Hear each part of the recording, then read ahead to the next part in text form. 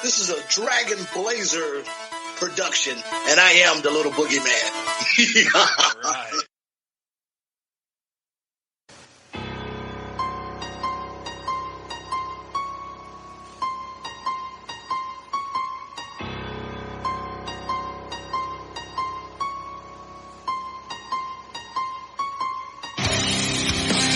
Coming down the aisle, your podcast tag team champions of the world, Boomer and Blaze.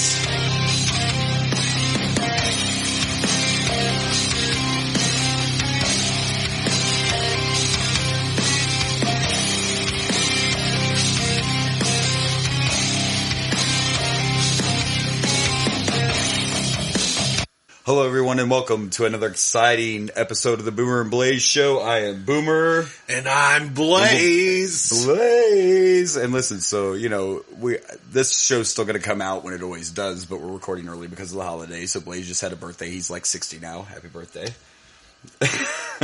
What's that make you? You're older. I'm like 105 or something. Oh, okay. Yeah. That makes sense. He did just have a birthday.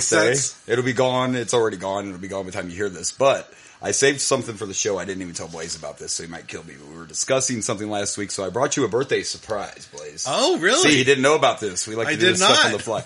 I brought you something you specifically discussed last week. I brought Blaze some birthday pie.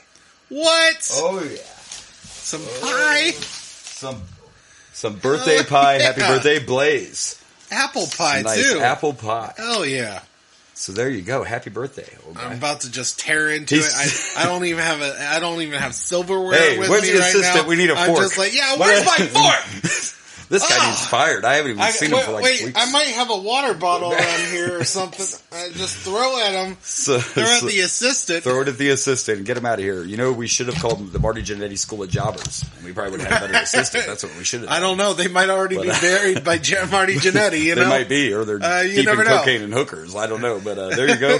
Happy birthday. I mean, I could use some hookers for my birthday, whoa, too. Hey, Marty Jannetty, hey! Where's that assistant now? You might also need hush money when it's over with. You know what I mean? That's right. I do need some hush money. So I guess we could say Happy Thanksgiving, but we hope everyone had a good Thanksgiving. Yeah, right. Because in our universe, come out on Saturday. Yeah, it hasn't happened, but it has. Because that's how it goes. Yep, I'm really full I am right so now. stuffed in that Thanksgiving dinner, let me tell you. Got me some turkey and... So we did some flipping around to record and everything, but it worked out because we have a lot more wrestling to talk about than we would have had if we would record when we went to. But before we discuss wrestling, we're going to do what we always do, and I'm going to talk about what I want. Because that's what we do. Oh, okay. So first, let's throw out some love to Young Rock. Oh, I love Young Rock. Is this not like I just the got best? done watching episode 3. Me too. I am caught up, and let me tell you what, Becky Lynch convinced me she was Cyndi Lauper. Yeah, she did a good job. She really did. And if anybody in this world, because if you haven't watched Young Rock, we're getting into the WWF the Attitude Era, so the characters are coming in, and everybody that plays somebody is kind of not exactly look like who they're supposed to be. It's almost over the top. But they're doing the character. But they're doing the character great. So anyway, my point would be you have to appreciate Hulk Hogan because I laughed really hard when Hulk Hogan showed up on the show. Yeah. Like, wow. But it's a great show. Have we not got Hulk Hogan yet? Like, because they have gone through the 80s. And and I've watched the first 2 seasons, but I don't remember seeing Hulk Hogan yet until this. That's weird. Like, season, throughout the whole show, and the whole show has been Hulk Hogan's, like, heyday. Well, yeah. And they haven't really focused obviously on Hulk The Rock, at all. which he said before was a huge fan of Hulk Hogan. So, and when you grow in the WWF, that's going to be part of your... Something I didn't know watching this show that I learned, though, because we've talked about it a little bit with Crown Jewel, but can you believe way back then, Vince was trying to get in Saudi Arabia? Like, that Rocky Johnson thing's a real deal that happened, and wow. Well, to my understanding, most of the story is pretty... Yeah, it's pretty accurate, it's just exaggerated. It's slightly exaggerated, but for the most part, it's not as exaggerated as Weird Al. No, it's not as... It's more accurate than that, but I'm loving every minute of that show. If you've not watched it and you're a fan of The Rock... What are you doing? Right. Of course, I'm partial because I'm a fan of anything The Rock. He could probably literally sell literal rocks, but if they had his logo on it, I'd buy it. And it's great. Not only do we get these young actors that play Rock are really good too. Oh yeah, all 3. Especially the oldest one. The oldest one, he has the look. And I really enjoyed the Nation of Domination episode, like the whole thing. Oh my gosh. It took me back. Like it hit me in the feels. Yeah. Like when he's, and I think I watched that episode. Yeah, I remember that episode. Rocky doing the whole, and to find out that he did it on his own, like, and if that's and had the balls accurate. to go to Vince, and say, hey, I think I need a few minutes here. And I believe it probably was. Rock grew up around him, so he probably just thought, he's Vince, but he's Vince. Like, I've known Vince my whole life. Right. But that whole it's up there. I like with Chucky. how they're saying, like, I gotta say about the heart, and then he's like bashing this, but it's still so cool. It is. It's a great show. And I forgot all about the whole Rocky sucks. Like, oh yeah, they hated The Rock. It's been so long that it's like I completely pushed that out of my mind. Now we don't watch. Fans just hated The Rock. We don't watch a lot of Raw and stuff. We're going to see his debut though this year, Survivor Series. I know. I'm excited. And he got a little bit of cheer, but they hated The Rock. They did not like him at all. And this is why for the longest time, when people were booing Roman, I'm like, what are you doing? Just go back to The Rock. And they finally did it. Now, if Roman ever decides to turn face, he'll be the biggest face since Hulk Hogan or John Cena. But I don't want that. But I don't want that. Nobody wants that. He literally already turned it out once. He's like, why? No, he's great. And especially at the point now that the Bloodline's so popular, he doesn't need to be a face. If they love him, they love him. They're going to buy the merchandise. Right. They were number one till Bray came back. Like, this isn't the 80s. We buy the heel. The heels are still. This is like the Bloodline is the new NWO, and the heels are cool. Most wrestlers' lines black and it's gray anyway, isn't it? There's not a lot of I'm definitely a heel and I'm definitely a babyface. They're still there, but you know what I mean. They cross the lines all the time. So, but kudos to Young Rock. It's a great show, and I'm enjoying it. It's a good show. It's right up there with Chucky. That's probably the two best things. Unfortunately, I haven't been able to watch Chucky. I'm not caught up on Chucky. No, I haven't. I haven't watched the newest one. Yeah. Now we talked about this off air last week, but I'm going to bring it up on air this week and talk about one of our favorite Canadians, and damn you, Kevin Smith. Because we talked about Clerks 3 off air a little bit. We should bring it up if you haven't seen it. Like, damn you, Kevin. I cried like a bitch. Me too, and I'm not even gonna lie. Now, I don't think you could watch it. First of all, if you haven't seen the other movies, you wouldn't watch it anyway. No, this is more because it's a secret. But you got to be somewhat of a fan. If you're not a Kevin Smith fan, you're not going to cry like a baby because you're not going to get it. Yeah. But wow, and I agree with what you said. I won't say it's my favorite Kevin Smith movie because I'm partial to Dogma. But this is like Siskel and Ebert. Like, maybe I sound like a nerd. This was a masterpiece. This is the best movie. It was great. This was great. Yeah, and I can see why his wife and daughter were kind of like, I don't know if you should, because he's telling his story through Randall. Yeah. He brought everybody back to make, cameos, and I got the whole thing. Like, and it was a great story. Like, damn. Yeah, I listened to a lot of. I listened to it's Fat Man Beyond now. That's right. He had to change it. I listened to Fat Man Beyond. Yeah, there were some issues with copyrights. It's that whole he had it for a while, but. Fat Man on Batman, but now it's Fat Man Beyond, and I listen to Hollywood Babylon. I used to listen to Jay and Silent Bob Get Old, but they haven't done it in quite a while, and I'm hoping it's just because Jay is busy, because Jason Mewes, because the whole point of Jay and Silent Bob Get Old is because Jason Mewes was really bad into drugs. Oh yeah, he had a rough. And he started. He got clean. Yeah. And then they started doing the podcast, kind of partially just to keep him accountable. Yeah. Like every episode, they point out how long have you been sober, and he would give the date, like how long he'd been sober, and like that's like the whole point of the podcast was to keep him sober. Yeah. Now there's two ways to look at it. Like, I hope that they didn't stop it because he's, which I don't think he is, because with all the movies they've done recently. I don't think he is either. Happening, yeah. I haven't heard anything. I feel like I would have heard something by now. I think so. I think he would have said something on one of the other podcasts I listened to. And he still looks good, and a lot of people may say, well, he looks really well. Well, he does. From that time of his life, yeah, he does look older than he is. Yeah. But he looks healthy. Right. He looks good now. He looks better. It takes time. But my guess is that it's more of... He has a daughter now. Yeah. He has a child, and I think more of you know what, you need more time with your daughter. Oh, yeah, because there's definitely... And probably is more of a, I don't need to do this podcast to keep you sober. Your daughter will keep you sober. Yeah. And I think that's what I'm guessing. Because there's time to make up there, too, I'm sure, you know, from all the years of his issues. But I'm glad he's sober. And, that was a great movie. But, Kevin, you made me cry like a little bitch. So, me and too. I'm really excited. And some people won't be, but now the rumor is there's going to be a Red State 2. Oh, yeah? Which I'm excited about, but kind of shocks me because, you know, it's a different world now. Yeah. Like, that movie took shit back then. Most of Kevin Smith movies take shit. Yeah. So well, this one, it was he's no stranger to controversy. Oh, he's doing a Waco movie. Okay. Yeah. And they just didn't like it because of the ending. If you've never seen it, you'd have to watch it, but you can't find it because they won't release it because it was such a horrible movie. Mm-hmm. Not a horrible movie as to watch, but it was so bad. Yeah, I've only seen it once. I remember. See, Dogma and Red State are both the same situation, are being kidnapped and held hostage by Miramax. Yeah, I don't know if I have Red State, but I have Dogma. I have most of his collection. I do have both. Dogma is the actual Blu-ray. Red State may be illegally burnt, but don't tell the FBI. Mallrats. I'm looking at it right here. I have a couple of his An Evening with Kevin Smith. Yeah. Clerks, Mallrats, Chasing Amy, Dogma, Jay and Silent Bob Gets Strike Back, Jersey Girl, Clerks 2, Zack and Miri Make a Porno. That one's great, by the way. Zack and Miri is very underrated. I have Tusk and Blu-ray.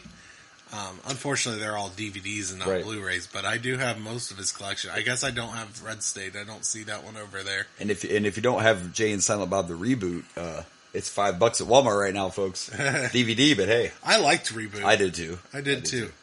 I liked it. Especially the explaining in the movie of the difference between a reboot and a remake. Yeah. And it was great. They're all great.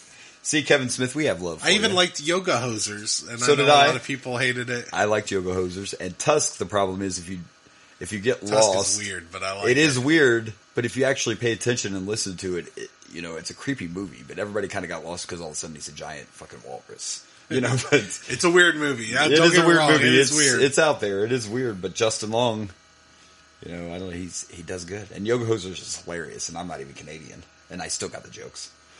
Yeah. I still got the jokes. All right, so let's get into some wrestling. How about that? Do you have anything else? Did we want to do the debate? Wrestling or Thanksgiving? Thanksgiving. We're going to do Thanksgiving. Let's do Thanksgiving. Let's hold first. off. Okay, and I keep forgetting about the debate, so we'll go there first before I forget again. So here is a great Thanksgiving debate for you. It's a two-parter. First of all, cranberry sauce, yes or no? Yeah. Not a big fan. So asking you can or fresh wouldn't do any good either. No, because you don't really eat it. Now, I like cranberry sauce. I'll do it, but you can just open that can of Ocean Spray jelly stuff. Yeah, I can do without it too. I part of it might be just because it's one of those things, right? It's Thanksgiving. I have to have cranberry sauce. Like, I get almost mad if it's not there, and it's not like it's so. I have like a little dollop. It's like one of those. It has to be there. I don't know. It's a little weird, but it's always there. They even debated that on ESPN, like, and they were dogging the can stuff. Like, you can't buy that fake gel. You got to make it. Has anyone ever? I don't think I've ever. I'm not saying I've never had it, but no one in my family ever made cranberry sauce. No, you open the my can. family makes. Your grandma made stuff like from scratch, and still open the can. I believe so. Yeah, I mean, because it's just the cranberry sauce. Nobody cares. Yeah, I don't know. Because it's not that good. I was just interested in the perspective of it. I like to stay current. You know, ESPN even talked about the cranberry sauce, so I thought, well, we'll talk about it. But fair enough. Yeah, I just like it to be there because it's part of Thanksgiving, and I'm not going to eat it again until next year. I look at it, it's like, oh, that's pretty, bye-bye. Because my Thanksgiving plate is literally everything available, probably stuff that shouldn't be touching, and I don't care because it's Thanksgiving, and then gravy's like just living its life on the plate. Like my favorite, my favorite thing Thanksgiving-wise is my mom makes scalloped potatoes. She makes homemade scalloped potatoes. And the funny thing about it is she burns it. And it's great. Okay, but that tastes good. And actually on a previous episode, I remember this coming up before because you were like, and anytime she tried to slide that box stuff in there, you got really angry. Yeah, we got pissed. We got pissed. I remember. Absolutely. You got very rageful in that episode. He's like, don't try to slide that box bullshit in on me, man. That ain't... which you can't compare, by the way. Which I love my mom, but there's like one thing that we get excited about that she makes. And the problem is she doesn't make a lot of stuff. Totally different. I bet there's a lot of people out there that have never had them homemade. And they're totally different. The box stuff's fine if you're at home, you're cooking dinner, you don't need a lot. Oh yeah, that's real easy. But if you get homemade scallop, like actual scallop potatoes, it's a whole nother level, and burning them's the way to go. Exactly. We're starting our own. Wait a minute. Not burning them. It's not like burnt. Black. It's just like it's the crispiness. It's just like just slightly overcooked. Yes. So like the top is just a little crisp. But that's what you want. A little burnt crisp. I do that with and it's delicious. I do that with my meatloaf too. Like just a nice. Don't burn it. But yeah, but you want that little bit, a little bit of crispy, and oh god, the homemade. See, you're making me hungry.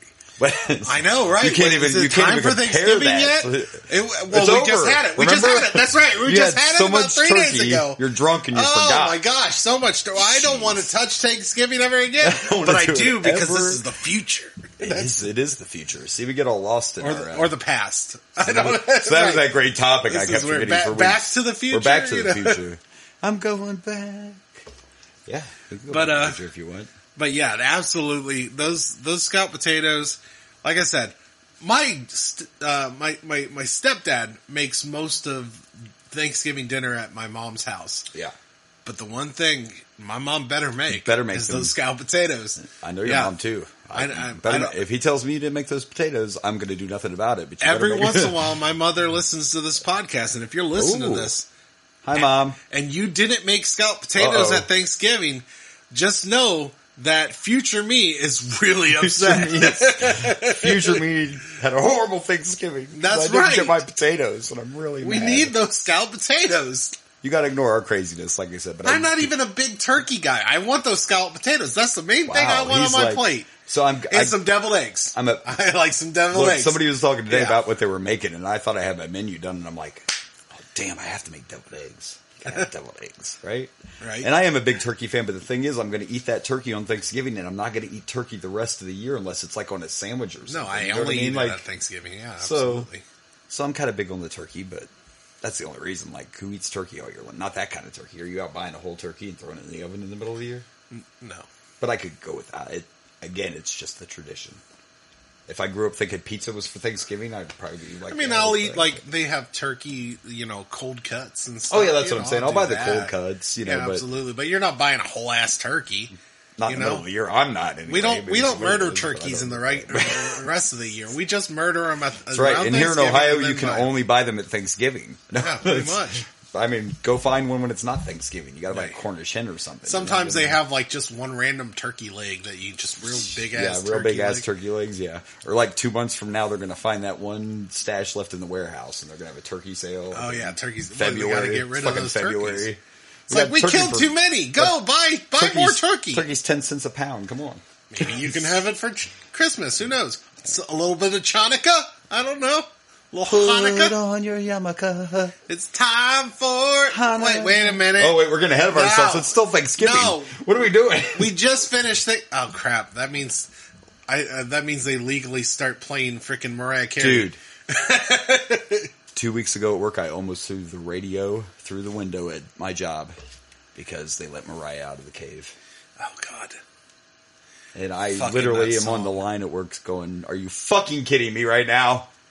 Fucking song, man. I would rather hear Be My Baby Tonight by Jeff Jarrett on 24-hour loop than have to hear Mariah sing that shit. And I like Mariah. That's bad. Huge. That's huge. That's bad. That's huge.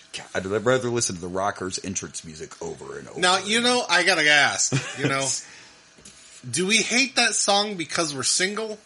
No. Or is it just that bad? The reason I never did before, I'm a Mariah fan. It's one of those songs. Go in any fucking store right now.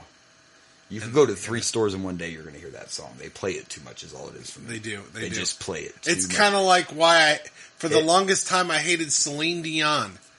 And it's not that I didn't hate Celine Dion. I found this out later in life. Just recently, a couple years ago, I found out, holy shit, I don't hate Celine Dion. She has some legit bangers. I think that's what the kids are saying. That's what the kids are saying. You got it, boys. Bangers. She has some legit bangers. Yes, but it was that Titanic song, wasn't it? Stupid Titanic song. Yep. My heart will go on. Wow, and he hits the notes too. is a Hot Wheel Garage. That was amazing. That was almost better than Celine. It is better than Celine. He's like, it is, damn that it. Song. Don't you know who I am? Yeah. So that's what it is for me. It's just popular to hate it, I guess. But yeah, they just played it too much, man. And that can happen to, you know what? CSI destroyed the Who for me. I don't want to hear any Who song because all I can picture is CSI. I don't really watch CSI, so. Well, but every different version, because they're just like Law and Order, there's like 75 different CSIs. Everyone uses a different Who song. I don't want to hear the Who at all because they're now TV show theme songs. So. Right. So that's what it is with me and Mariah. So, yeah. I understand. But like, I'll tell you what, her song, and I'm trying to remember the name of it right now, Celine Dion, is absolute fire. It's a fantastic song. Oh, you know what? It's all coming back to me now. Yeah. The song, it's all coming back to me now. That is a good song, though. It's so good. It's so good. Yeah, I like it. If you can't tell, not only are we recording earlier in the week, but we're back to an early schedule of the day, which works a lot better because I suck at night, I'll tell you. This guy, I'm surprised I still have a job because I just forget things. I don't have anyone to replace you, so. It's like, you're the only one. You're the only one that'll come to the studio. We can't even find the assistant. He might be dead. We don't know. Yeah, I know. All right, so any more Thanksgiving chatter that you would like to, I hope everyone does have a good Thanksgiving, even though it's over, but it's not really. So.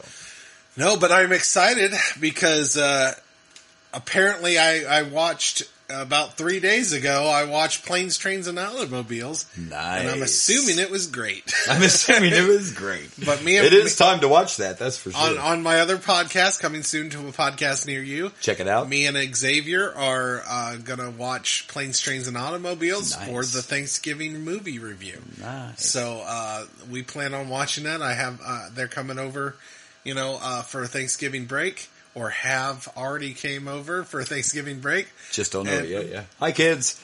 And, we watched, we're going to have watched Planes, Trains, and Automobiles. Which, nice. I mean, is, I haven't watched we've discussed. It's on Paramount Plus. Yeah. So we're about to watch that this week. I actually just purchased it. Because I didn't have it, but I got it was a 5-pack of holiday movies. Oh, you found that out in the Walmart bin, huh? Yay. Look, I paid $15 for 5 holiday movies, so, and Scrooged is in it. It's Scrooge, Plane, Trains, and Automobiles, Office Christmas Party. Oh, yeah? The night before with Seth Rogen. And then for some reason, Trading Places is in there, which I guess is technically a Christmas movie. I don't know. I haven't watched Trading Places. I don't think. Eddie Murphy and Dan Aykroyd. If I have, it was a long. It's a good movie, and it's back to that. If it takes place during Christmas, it's a Christmas movie. It's fair that enough. I mean, Batman Returns is technically. I will argue to my dying breath, Gremlins is the greatest Christmas movie of all time. But you can justify that because if Die Hard's a Christmas movie, so is Gremlins. Absolutely. So is Batman Returns. Absolutely. I finally said, okay, Die Hard could be a Christmas movie, but that means all movies that take place during Christmas. I'm not arguing. Christmas movies. I'm getting ready to watch Violent Night. Oh, I can't wait for that. Nothing more Christmas than that. Santa Claus beating the shit out of robbers. Hell yeah, sign me up. Santa. And David Harbour. I like David him. Harbour, yeah, I know. I do. And I wish he would have got to do more Hellboy, but that's not going to happen. Just not going to happen. Did you see Fat Man last year with Mel Gibson? That was good. No. Okay, well, you need to watch Fat Man. Mel Gibson plays Santa Claus. But just imagine Mel Gibson. Oh, I remember. That's him as Santa. Yeah, watch that. I remember seeing previews for that. You want to see drunk Santa with a Glock? Oh, I'm about to see drunk Santa. I guess I don't know if David Harbour's drunk in this, but yeah. I haven't watched it in a while. But yeah, in Fat Man, he's retired, but he is Santa, and then like something happens on his farm, and Santa becomes a badass. Like it's good. It's a good movie. Okay. So I'll check that out. All right. All right, well, let's get to the wrestling. Now we're going to talk some wrestling. Let's do that. And the first thing I want to say is congratulations to MJF, baby. Hell I called it, but they did get me on the swerve. Did you get to see the swerve? Did you see how MJF won the title? Get to watch fully. I didn't get to watch it either, but so you don't know how MJF won? I know he won. He did win, and the swerve that I do know. The swerve I didn't see coming was Regal. Regal turned on John Moxley. Slid the brass knucks to MJF. So I did hear about that. That's going to be interesting. Yes. And after it went off the air, I guess the rest of the Combat Club came out to tell him. So it looks like William Regal's definitely out of the Combat Club. Yeah. And I actually read that that's the plan moving forward, is that it's going to be MJF and Regal together. But congratulations to MJF. Which I have mixed feelings on. Well, one, I loved him in the Combat Club. But my mixed feelings is, does MJF need Regal? Because I personally think MJF is perfect. He's great on the mic. He's a good wrestler. Yeah, he's got a good look. He's a great character. I mean, don't get me wrong. Regal might, elevate that and just makes things better, I guess. But yeah, it's kind of like when they put Regal's a great heel.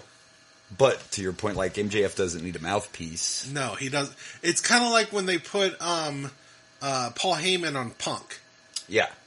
You put one of the best talkers in the world and you gave him a mouthpiece. And you gave him one of the greatest mouthpiece, don't get me wrong. But he didn't need him. Punk didn't need him. There's a reason Paul Heyman worked with Brock Lesnar so well. Brock Lesnar's not great on the mic. And on your point, too, like in that situation, part of that might have just been, let's make sure everybody knows Punk's a heel because, he was everyone's favorite babyface, so let's put him with Heyman. We know MJF's a fucking heel. Like, yeah, there's no hiding. Now, these last few weeks, he's been teasing the face turn. And he beat up the, the people he hired, those guys that no one cares about, the Morrissey's in, whatever that faction is. He beat those guys, blah, blah. So they were teasing the heel turn there for me. So the face turn, wasn't it? Or the face turn, yeah. They were teasing the face turn, but I never bought that shit. Come on, no. Man. MJF's way too good of a heel. MJF's one of those characters I don't think I ever want to see be an I'm not normally face. one to give heel lessons, and I guess this isn't, but we can definitely give you a lesson on how to do a fucking press conference because MJF was a genius in the media scrum. Yeah, I haven't got to see that yet. But you have to watch that footage. Hey, Phillip Brooks, guess what MJF did? He stayed in character. Did he cuss? Yes. Did he yell? Yes. MJF didn't even sit down. He paced back and forth in front of Tony Khan the whole time, limping to sell his knee injury. Never even sit down. Did he cuss and everything? Yes. He was like, if you want to know what's going on with the champ, you'll turn into Wednesday. That's what you'll do. Because they were trying to ask him about Regal. He's like, I'm not going to tell you. You got to watch. So it was gold. He was calling them all idiots. You really thought I was, going to be a good guy. You guys are morons, And Tony Khan's just watching him walk back and forth. So yeah, he referenced Punk. He stole one of Punk's lines from the media scrum just to, I wish I could remember exactly what it was. But you have to watch it. Yeah, he poked the bear a little bit with Punk. Yeah, talked a little shit, but congrats to MJF. Not the first homegrown champ because technically Adam Page was the first homegrown guy to win, but I think MJF is the perfect champ. And my hat's off to Moxley for everything he's done, but I don't know about everybody else, but I'm tired of Moxley being the champ. It's not just because it's Moxley. I guess I didn't hate it as much because I like the Combat Club so much. And I do like the Combat Club. I do. But I think it's hard. Like, Roman's pulling it off. So am I playing favorites? No. The Bloodline's just way above the Combat Club. I think this day and age it's hard for one person to be a champion a long time without losing the interest of people, but everybody loves Moxley in AEW. I've never been a huge fan. Maybe that's my problem. I don't hate him. Problem is I don't hate him. It's just I wanted to like him. He was kind of boring. First of all, until you got in the Combat Club, he was just kind of boring. First of all, get rid of Wild Thing as his entrance music. It doesn't work. I get it. But if you heard, I don't know, if you go back and listen to his original entrance music when he first came in, it was way better. Like, I can't buy him as a tough guy when he's coming out to Wild Thing. That's fair. I don't know. He's better than he was as Dean Ambrose. Yeah. He's better than he was as Dean Ambrose because he gets to do a lot more hardcore. And he's carried the company, so I'm not hating on the guy, but I'm glad MJF is the new champion. Some other titles changed as well. But before we talk about that, we'll talk about the comeback. The Elite are back, baby. Yeah, the Elite are back. They came out to Carry On My Wayward Son by Kansas. Oh, man, I did watch that entrance. Pretty epic, awesome. Right? So then I went ahead and checked online, and it is now official that that'll be their entrance music for trios matches. Now, if the Bucks are fighting alone or Kenny is, they'll use their own. But I see. That song will be when their they come out all together. Entrance, yes. So they did come back and challenge for the titles. Everybody thought they were going to win the trios titles. They did not. And it was a little dirtiness from Ray Phoenix that caused it. So that'll be the last few weeks they've been teasing. Pac's been doing whatever to win. Bastard Pac doesn't care. He's using hammers. He's cheating to win all the time. Well, Ray Phoenix has kind of been doing that now, whatever it takes to win. So I don't know if they're going to split them up, what the plan is. But it was announced now there'll be a best of 7 series for the trios titles. So that was match number 1 at the pay-per-view. They're going to have a rematch this Wednesday on Dynamite, and then they have 5 more matches. So they're doing the old school. No title is going to change hands until someone wins best of 7. Yep. And they're saying it's 1-0 Death Triangle right now, obviously. So yeah, I haven't seen that in a long time. The last best of 7 series I remember was Booker T and Benoit, and that was in WCW. Like something straight. Oh, Sheamus. That's how the bar started. That's the last time we saw it. Sheamus and Cesaro had a best of 7 series. Was not for a title. Best of 7 might be too much. It was not for a title, but that's how the bar actually ended up forming, was through them having a best of 7. That's a long feud. It is a long feud. I don't know how I feel. The only maybe thing 5 would have been better. The only thing I worry about is you're going to run out of things to do. Like maybe. I mean, they're creative and everything. Yeah, those are 2 good groups. But everybody also didn't see the pay-per-view, so for like us, if we didn't see the match, it's So we'll see how it goes. But yeah, they did. That's fair. That it will be a best of 7. Some other titles changed hands. Jamie Hayter won the interim women's championship. She defeated Toni Storm. The rumor is Tony Khan's considering stripping Thunder Rosa of the title. Thunder Rosa may not be coming back. It's said that she's a little bit of a problem backstage. Huh. A little bit of an ego, hard to work with. I didn't know that. Yeah. So that's kind of up in the air, but congratulations to Jamie Hayter. I wonder how Britt feels about that.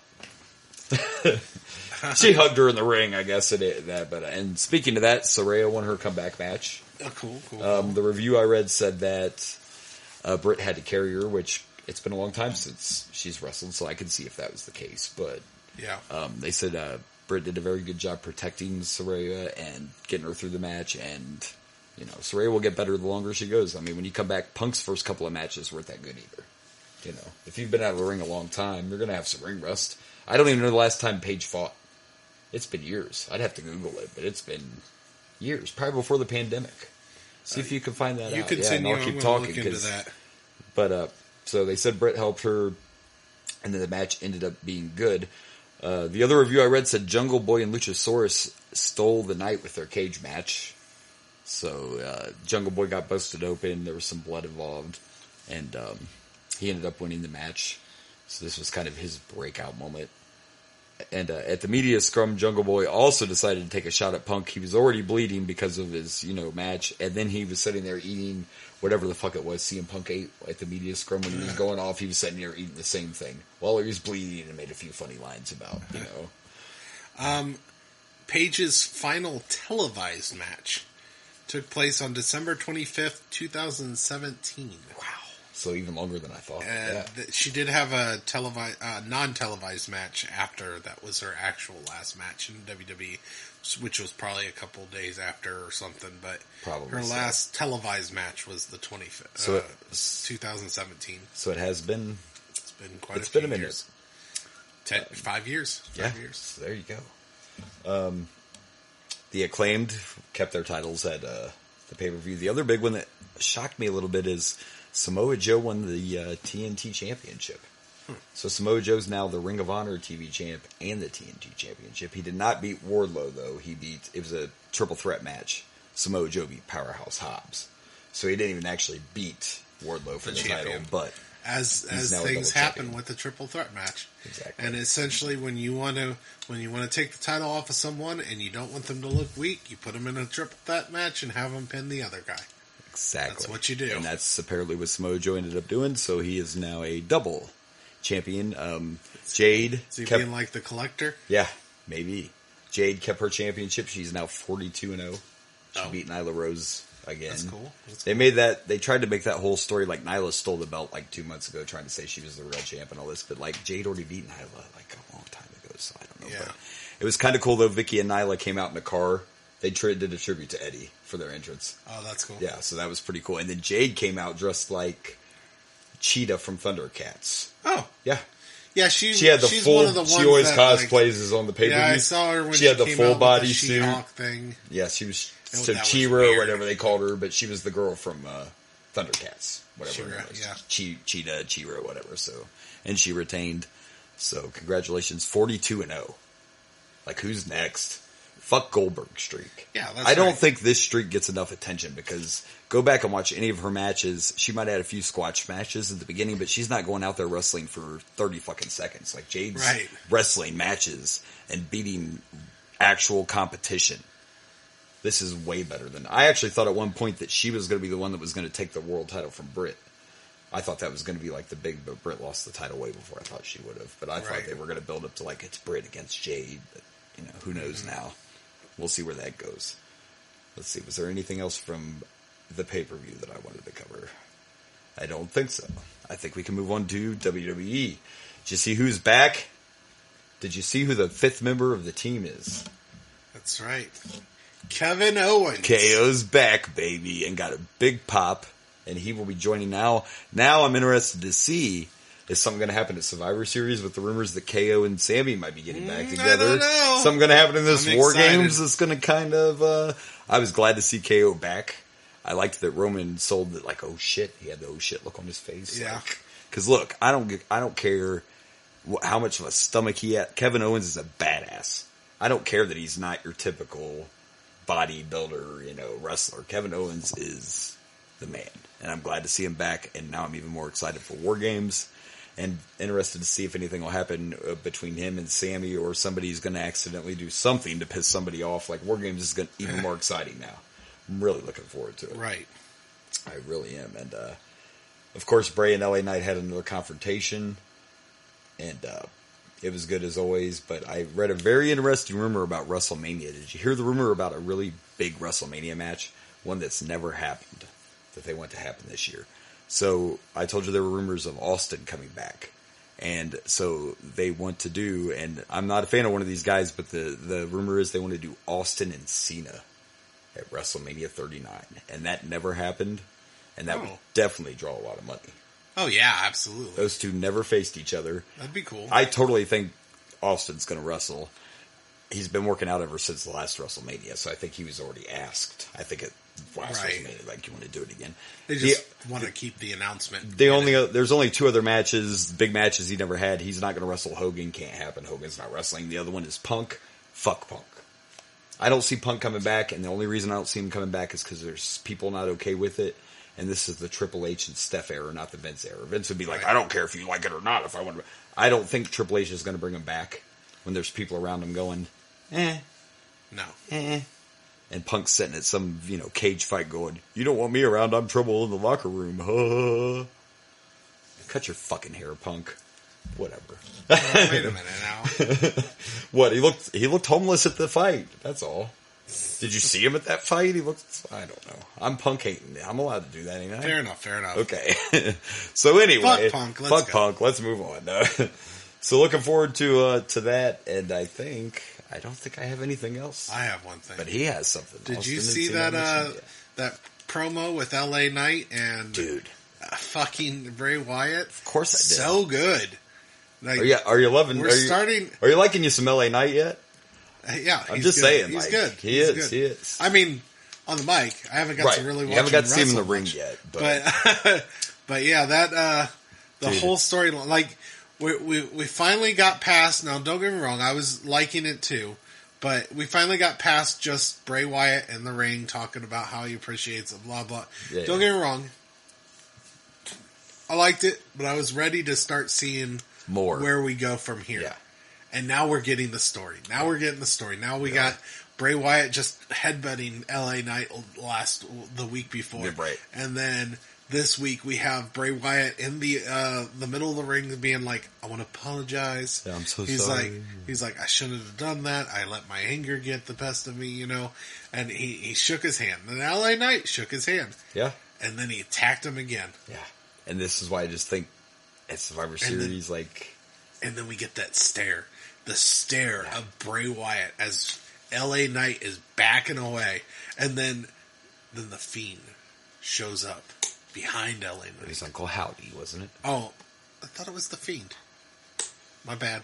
Something shows I think it was up. Uncle Howdy, but I could be wrong. Something But anyway, shows up behind LA Knight. And you may not be off because there are rumors that the Fiend could still be part of all this. So I hope it's so. possible. I love the Fiend. I love the Fiend. I'm not sure. I'm interested in the Uncle Howdy thing, but I don't think that's who I want to replace the Fiend.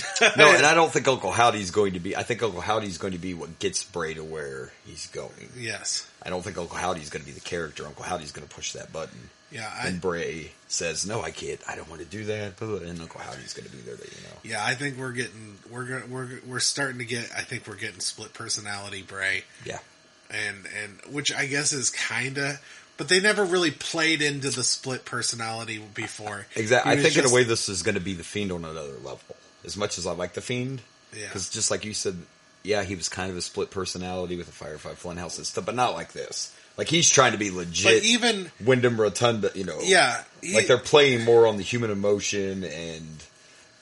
Well, it's still character because it's still character. He yeah. doesn't He's still call in character, himself yes. when Rotunda. No. He calls himself. But I'm Bray saying Wyatt. that's how they're trying to play it off more as legit, I guess, real or not. Exactly, because when he was playing with the emotions, even on Firefly Funhouse, he was still way trying over to be top. playful and everything, but then he would be like dark.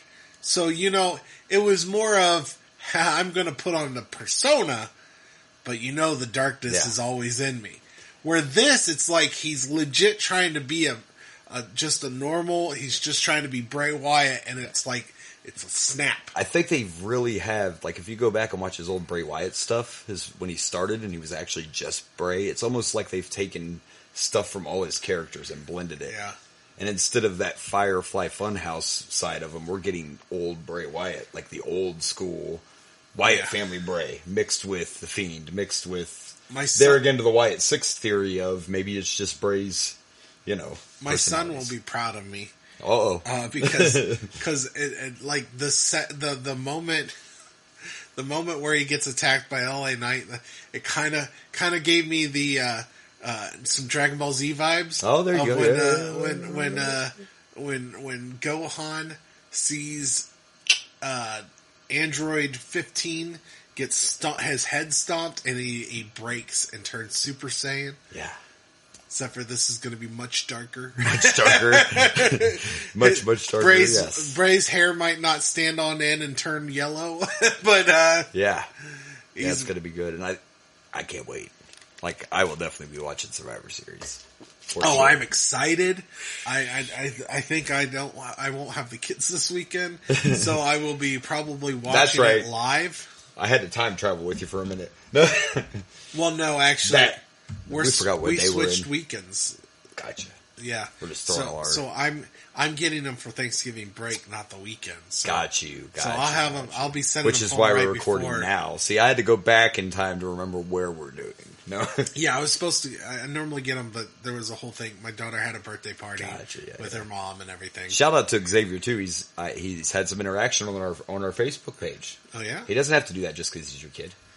He doesn't. What a guy! No, what a guy! What a guy! Appreciate that. And I got to point this out because I like to do this. Blaze, I come into tonight. Blaze breaks out the vintage wrestling shirt.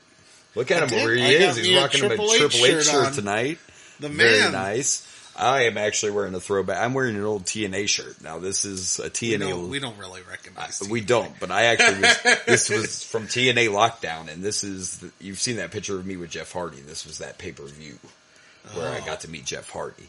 By the way, we talked about this before. TNA Lockdown is all about steel cage matches, and guess what? Every fucking match is a cage match. That's why it's called Lockdown. That's kind of cool. Yeah, and I got to see that one live. And back then, they still had Jeff Hardy and Kurt Angle and Matt Hardy and Mr. Anderson. Like, this was 2012 or 11, something like that. So, saw it down in Cincinnati. It was pretty cool. Got to meet Jeff, too, so that was... Had to pay to meet Jeff, but whatever. Well, you know. You got to make some money. I'm not going to hate on you. Yeah, gotcha. So, whatever. So, yeah. He needs drugs. Yeah. So,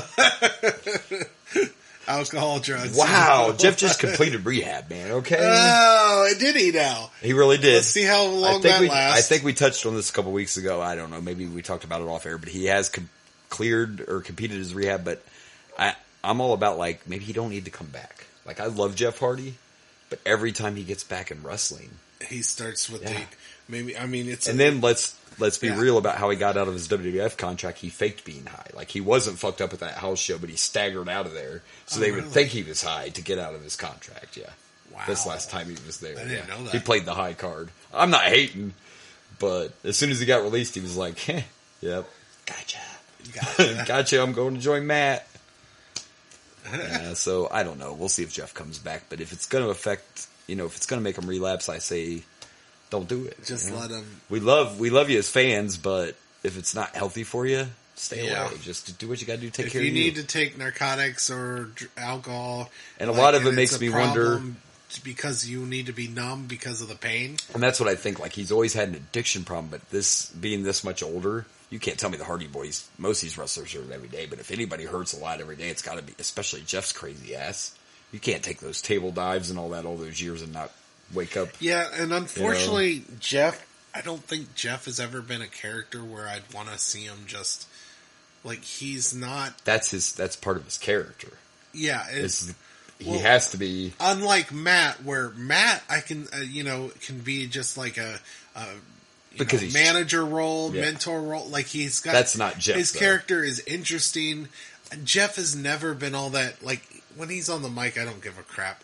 If you're not jumping off of a fucking ladder, I don't really. And that is Jeff's character. Like, it's just. I was a fan and I liked when he won the title and all that, but it was all about because his crazy ass was going to do whatever it took to win. Yeah, Jeff's fun to watch in the ring. Yeah. He's not they try to get him to talk, and he's not a good talker. No, he's not a good talker. No, not like his brother. He's good in the ring. He's a good artist. That's why he paints his face. Whatever. Yeah. But yeah, he's not.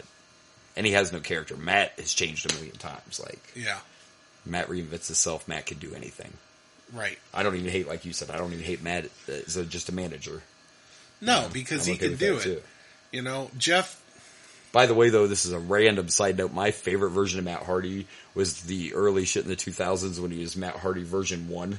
And they would always pop up like the internet facts. Yeah, and the internet facts would come out when he came out all the time. I mean, that was one of my favorites. I'm simple, I guess. I loved Broken. Oh yeah, Broken, Woken, whatever. Yeah, and WWF did not give him and Bray enough time together as a team either. The leader of the world should have been so much more than that was. Yeah, I wish we got a. And I don't know why they haven't really brought the Broken. They haven't been bringing him he's kind of he's just kind of been Matt. Yeah. He was Broken Matt when he came back, but when he came back, we were still in the pandemic, so there were no fans. So he was broken. We're way past that. We're way past it now. He still hasn't done it. I wonder if maybe AEW just doesn't like it, or maybe he doesn't want to do it. I don't know. Maybe he doesn't. He was excited about one more run as the Hardys. I mean, that was his goal. They also had this whole Hardy Boys farewell tour booked outside of AEW as well. Oh, okay. And so maybe that's just... maybe he's still waiting with his brother. Until Jeff get his head out of his ass. But are we ready to start watching Royal Rumble? And we're finally out of 95. We made it through a whole year. Out of 95. We are going to 96. 96, and I'm still Royal here. Rumble. Royal Rumble. Let's see what we got. I'm excited. Me too. All right, so right off the bat, we get Sunny in a bubble bath. Yeah, we did. Let's just push stop now. We're getting started on the Attitude Era. This does tell you that it's close to the Attitude Era because we do legit get Sunny in a bubble bath to let everyone know parental discretion is advised. Can I just point out that it's too late? Sunny's naked in a bubble bath. It's too late to say parental discretion advised. Like, the kids have already seen that. Then I'm curious what that means for this. Like more violent, dude. Look, I mean, can it be worse than that bloodbath? We didn't get a discretion advised last one. It's the first discretion. It is. Yeah, we didn't get discretion advised last time, and we got fucking, mind you, dude. It was fairness. It was an accident. That was legit. Yes, that was legit. And man, was that a bloodbath. So I wonder if maybe like they got some shit about that, like the networks or whoever. Are like, you can't show that much blood. You didn't warn anyone. By the way, two interesting things to point out. One, this is the first pay-per-view with a free-for-all. So this was the first Rumble to have the pre-show where they give away the free match. Remember, they started doing that. They still do it now. AEW does and everybody. But yeah, so this was the first Rumble with a pre-show and a free match. And the original opening match to this was supposed to be Alundra Blaze and that Chinese woman from that last 6-man tag or whatever. Oh, right. Alana Bulakala. That one. But before 1996, they killed the women's division in December of 1995. So there was no women's match on this pay-per-view. Instead, our opening match First, we get good old JEFFJRRETT Jeff Jarrett, and he's facing Ahmad Johnson. So wait, was this considered the pre-show match? No. This is the first match of the Rumble. The pre-show match, the free-for-all was Duke the Dumpster Drosay and Triple H. Well, Triple's probably in the Rumble, is my guess. Triple H is probably in the Rumble, but that was the free giveaway match. And before the pre-show, Aja Kong, by the way, was just called dark matches? Yes, but they weren't televised. Now they show it. Remember when it first started, I think they showed it on... They used to show it on the TV Guide channel, I think, back then. Oh, right. The free-for-all, and like the one that... And you could watch it for free. TV Guide, so that's the free... Yeah, so it's the first time the dark matches aren't dark anymore, I guess is the way to say fair it. It's enough. Televised, yes. So there you go. Yeah, we still do pre-shows today. Today, yeah. And Aja Kong was the opponent for Alundra Blaze in the match that didn't happen. You know, speaking of the pre-show, I gotta ask you. Okay. How do you feel about the fact that they've essentially tried making the pre-show, try to make it more sports-like? Like, it feels like an ESPN panel before Monday Night Football or something. I mean, it's fine. They've been doing it for a while. It's fine, yeah. I mean, I get it. They're trying to make it feel more... What's your opinion? They're trying to make it feel more real. More sports-like. Yeah, more like I like it. And I'm okay with that because I was actually just telling a younger kid the other day, a child, because we're old. I was like, listen, damn it. All those people that used to like to say wrestling isn't a sport, cannot say that anymore because ESPN covers WWE. Oh. And if you go to the ESPN app, WWE is even a category. Wow. So the fact that it's covered by ESPN now. No, it's official. It's a fucking sport. It's totally a sport. It's a sport, people. Absolutely. It's just planned.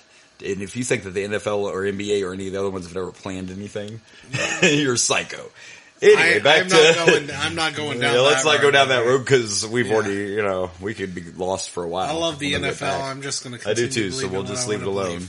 Even though we lost the Super Bowl because someone was offsides and they didn't call it because he was a huge star. But anyway, that's bullshit. So our opening match ends up being Jeff Jarrett and Ahmad, which makes sense because it Last in Your House is when he busted the picture frame over his head and all that. So. And, of course, two people I'm not a big fan of, but it was actually a good opening match. It was a good opening match. I can't even be mad at Jarrett. Jeff Jarrett, Ahmad Johnson put on a hell of a show. That outside where he slung Ahmad into the stairs, that was a hell of a shot. Ahmad fucking dove outside. Yeah, it was no shit moment. I didn't expect this. Not between the middle ropes. No, he did like the Undertaker. Over the top. Yeah. Onto Jarrett, almost overshot and killed himself. Almost. He hit the rail, but... It looked like he was about to go head first. But... Ahmad just shut me up, I guess, because I was like, Ahmad can't wrestle and he doesn't sell anything, which he didn't until the end. He didn't sell much. He sold that. He sold that. He sold the end, though, but... and then later in the match, Ahmad missed what did he do? He tried to do a moonsault almost, right? Or oh, yeah, that was even impressive. That was even impressive. He missed or not, but it was impressive. But he did like a 360 flip, and he's a big guy. He is a huge man. Yeah. But Jarrett tried twice to get a figure four. It got reversed once. The Blaze was like, I never got that. Does it really hurt? Yeah, no, I don't understand. I don't know. Well, I can tell you this. Have you ever had anybody legit put a figure four on you? I feel like I did when I was younger.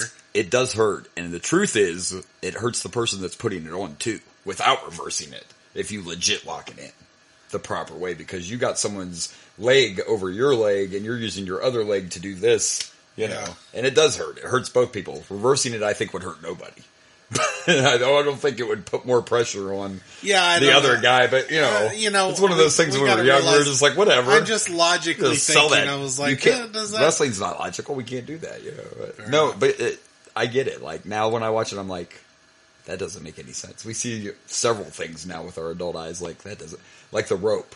Does it really give you leverage if you have an abdominal stretch in and you grab the top rope? Yeah. Like it's like, oh, he's grabbing the rope. That's going to give more pressure. No, it's not. Yeah.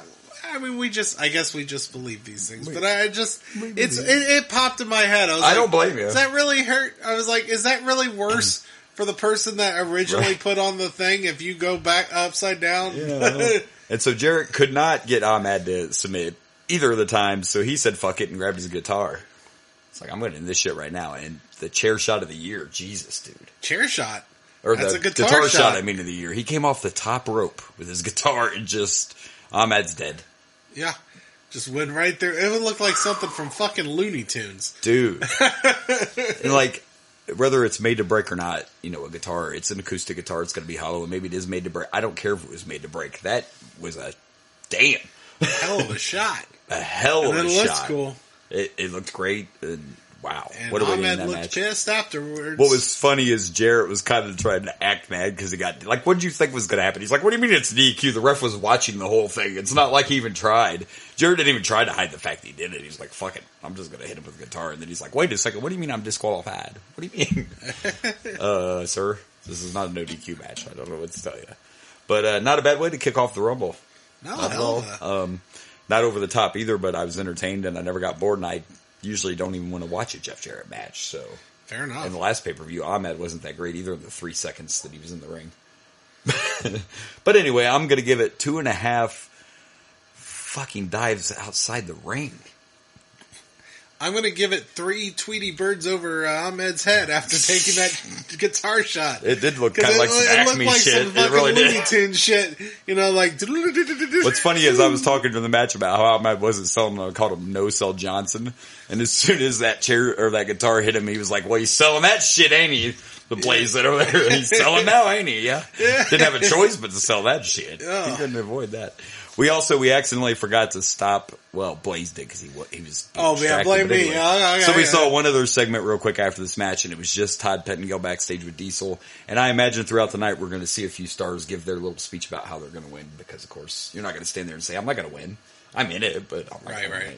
You know, so whatever. Diesel was like, it's going to be Diesel Power Night or whatever. So that's our first match. Let's see what's next.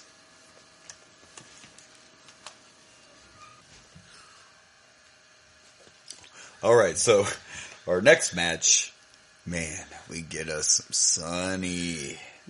We get us a lot of Sunny. It's a sunny day. It would be a sunny day. It's actually the first time. I'd rather have a sunny night. Yeah, me too. But anyway, I can't think right now. Back then. Back then, yes. Back then. But if you want to see her now, she has an OnlyFans. I'm just saying.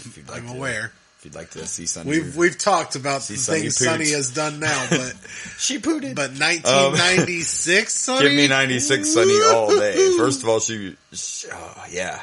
First time we've seen the Body Donnas as a tag team, we now have Skip and Zip. Skip and Zip.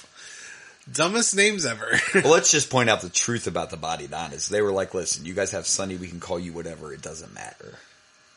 They just want Sunny. They don't care. You can be Bob and Tom, Skip and Zip, peanut butter jelly, salt and pepper. You know, the weird thing don't is, really matter. They're supposed to be all fitness, but the Body Donnas don't, like, especially when they're in the ring with frickin' Bart and...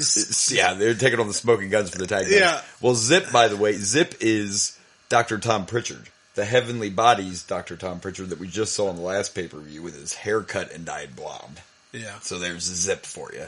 And, yeah, they don't look so in shape as Sunny sure does. Yeah, they don't look like, Sunny, yes, but I get it. The gimmick is they're supposed to be like these fitness gurus.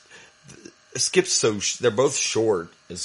You put them in there with two of your tallest, biggest guys. They're supposed to be the Body Donnas, and they're taking on Hulk Hogan and the Ultimate Warrior. It's basically you look at Spark Plug. You look at Barton's the smoking guns, and they just so much more buff, defined, and, bigger, taller. Yeah, someone more hair. I would imagine to be a fitness guru, not the Body Donnas. But they don't have Sunny. They do not have Sunny was all over this match. I wish she'd be all over me.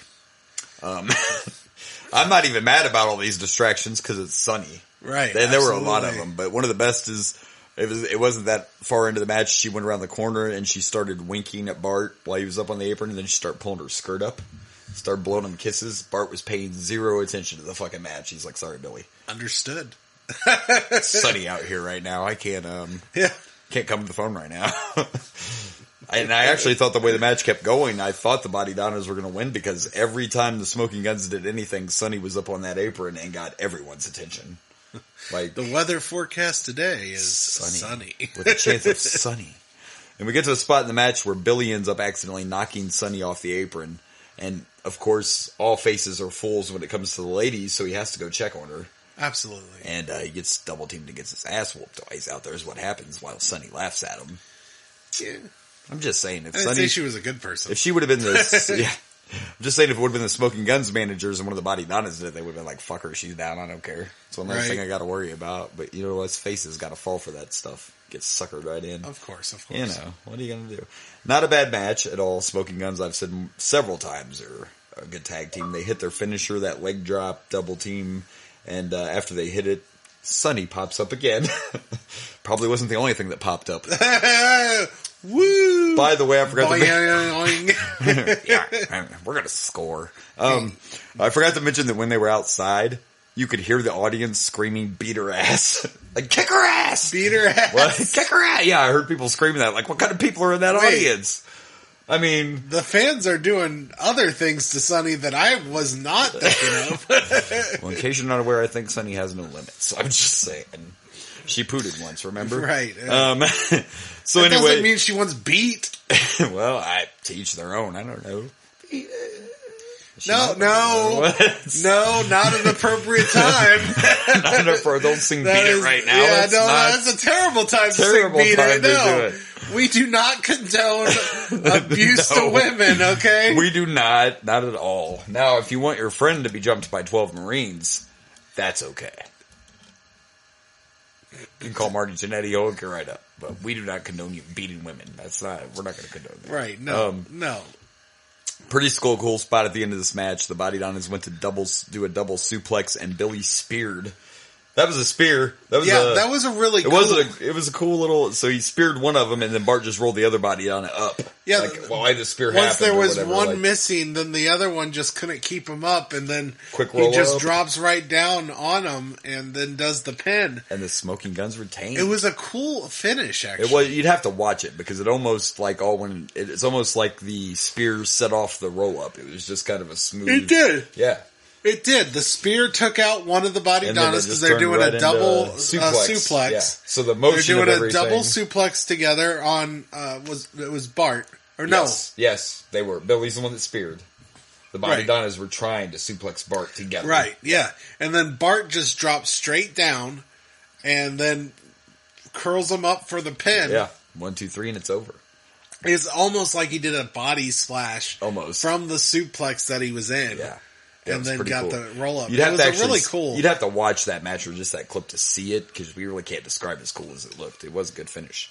Good tag team match. I thought for sure I don't even remember this Rumble, I don't know how, but I thought the Body Donnas were going to win. Sunny was all up in it. I wanted to, never mind. Anyway, good match. We know I'm a huge tag team fan. It didn't blow me away. It wasn't over the top, but I was entertained the whole time. How could you not be? Right. I mean... The match could have sucked, but Sunny was out there. I probably missed half the match. No, it was a decent match. No, it was. And I may go a little higher than I probably should based on the ending, but the ending was cool.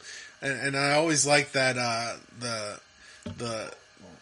tag team, leg drop that they do. Oh yeah, that was, cool. I forget what they call that finisher, but yeah, it's cool. Gunslinger, I don't know. It's probably something like that. Something like that. I'm sure, but yeah, that's a cool finisher. So I'm going to give this another 3 pew pew, because, Smoking Guns. Pew pew. Pew pew. I get it. I'm going to give this 3.5 sunny days. Now, are you going higher because of Sunny? The half a point might be because her skirt flew up. That was the parental advisory, I guess. That was the parental advisory we all got. Yes, I got a double dose of Sunny, so I'm going half a point higher. Understood. We do like a good sunny day on the forecast. Do we not? So far, good start to this Rumble. So far, decent Rumble, yeah. Let's see what's next. All right, so before our next match, we get a good old man. I didn't forget about these, but I didn't know we were getting them already. The good old Billionaire Ted videos. Good stuff. Do you remember them at all? No. I mean, that was a long time ago. So they're making fun of Ted Turner and Hulk Hogan and the Macho Man and Gene. Everybody gets slept. The Nacho Man, yeah, and the Huckster. Calling him the Huckster, And this is how they're getting over their new generation, because at this point, Hogan's in WCW, Macho's in WCW, so they're taking their shots. And they're funny. We should get to see more of those. They did that for quite a while. Oh, really? Yeah, they were on Raws and everything. They ran them for quite a while. Yeah. That was interesting. It was. I thought it was funny. They showed what? They showed the Nacho Man video of Ahmed doing a Pearl River plunger. Like, could you do this? And he's like, nope, never have, never will. Nope. And then he snaps. Oh yeah, no. Snaps into his Slim Jim after that. You know, like Yeah.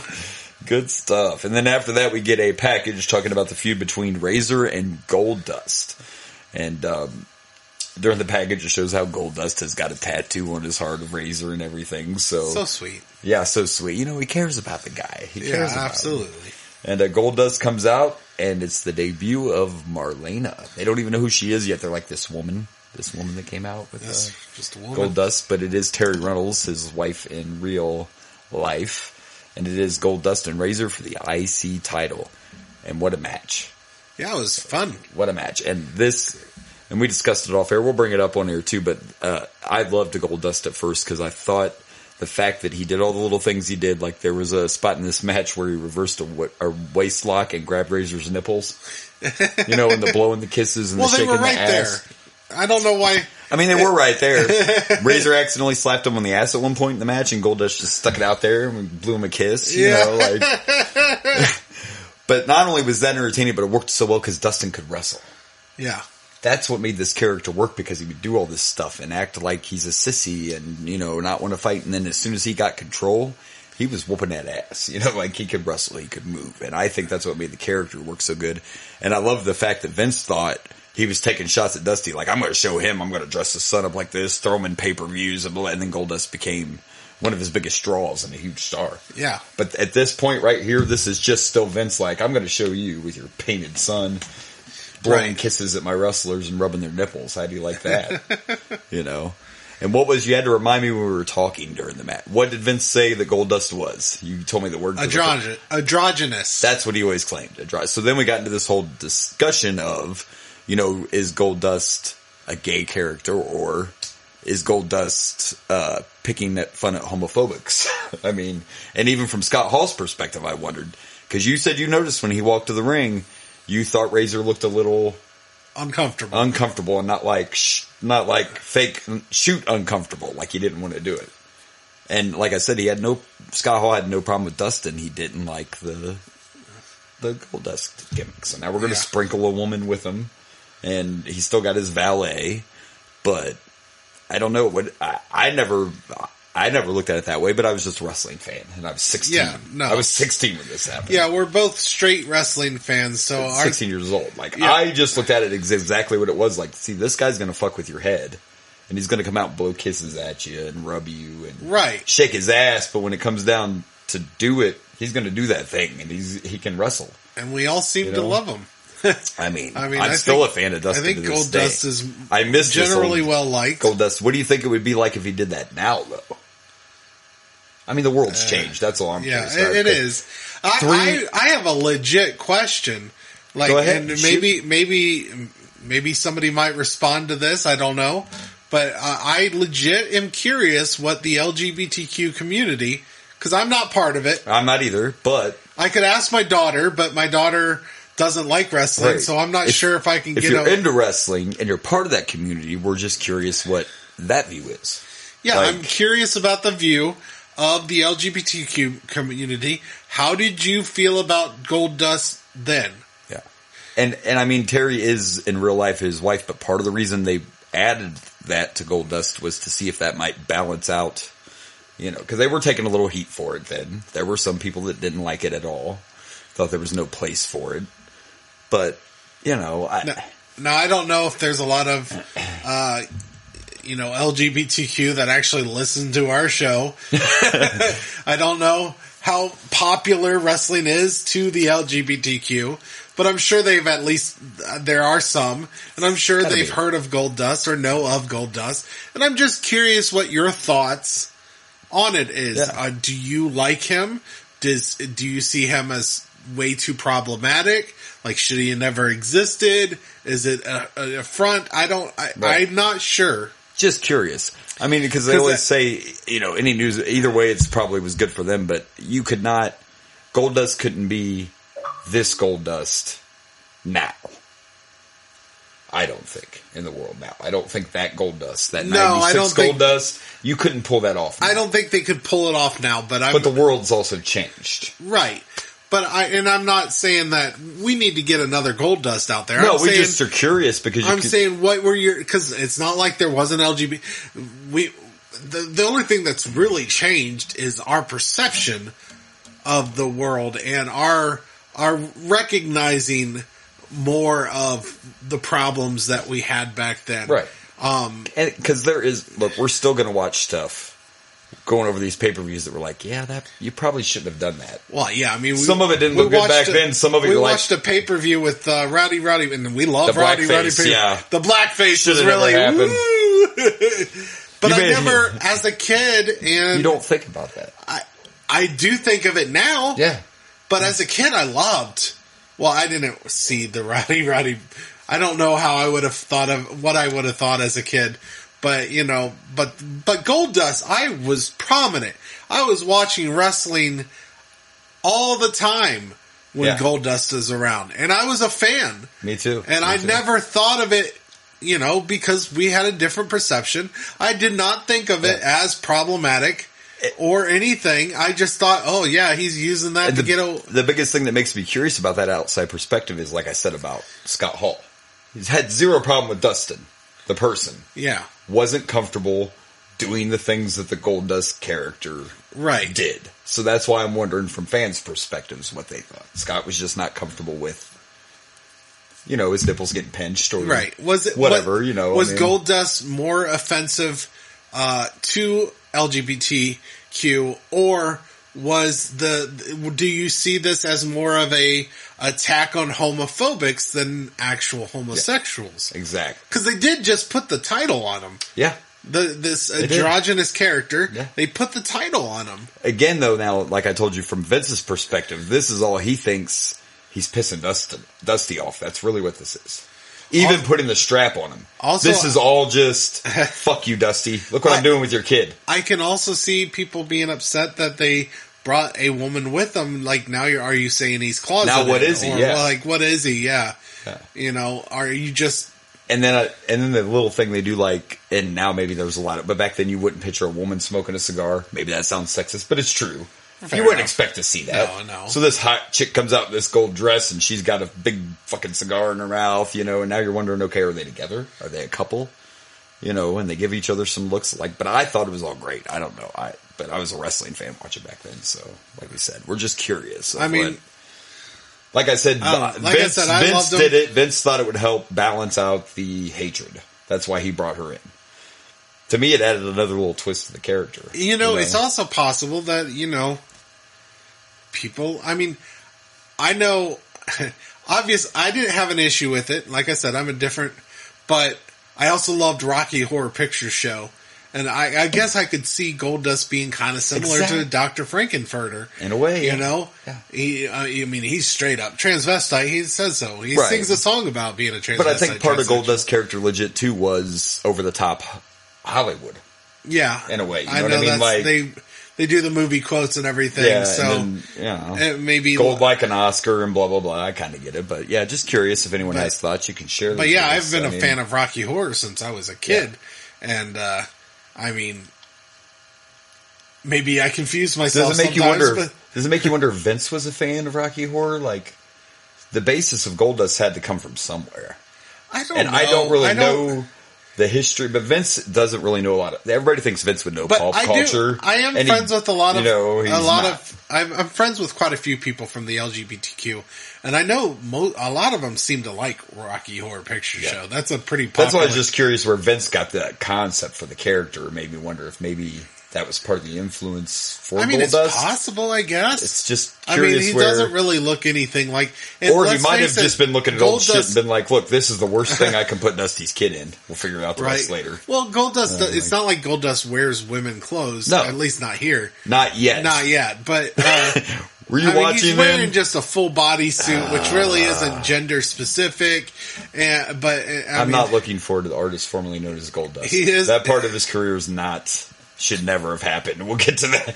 That period of Goldust. I don't know if I remember that. That's when you got married, but that period of Goldust is definitely a time we're going to be like, yeah, they shouldn't have done that. Yeah. Anyway. But good good match. Yeah, it was a good match. Scott Hall's always money, as well as Dustin. And I liked everything about it. Marlena, of course, got involved a few times. Every time Goldust went outside and Razor tried to chase him, he pulled her. The old classic, pull my chick in front of me. Right. Dude, back in the day, Macho Man used to get so much heat when he would pull Miss Elizabeth in front of him, but nobody even knows who this cigar-smoking chick is, so. Overall, though, good storytelling. I love all the little stuff Goldust does. Here's my problem. If the kid interfered, the ref was distracted by Marlena, she hurt her ankle, she was in the ring, kid interferes, he botches the kick to Razor's head, whatever. But that's how Goldust wins. Here's my question, Blaze.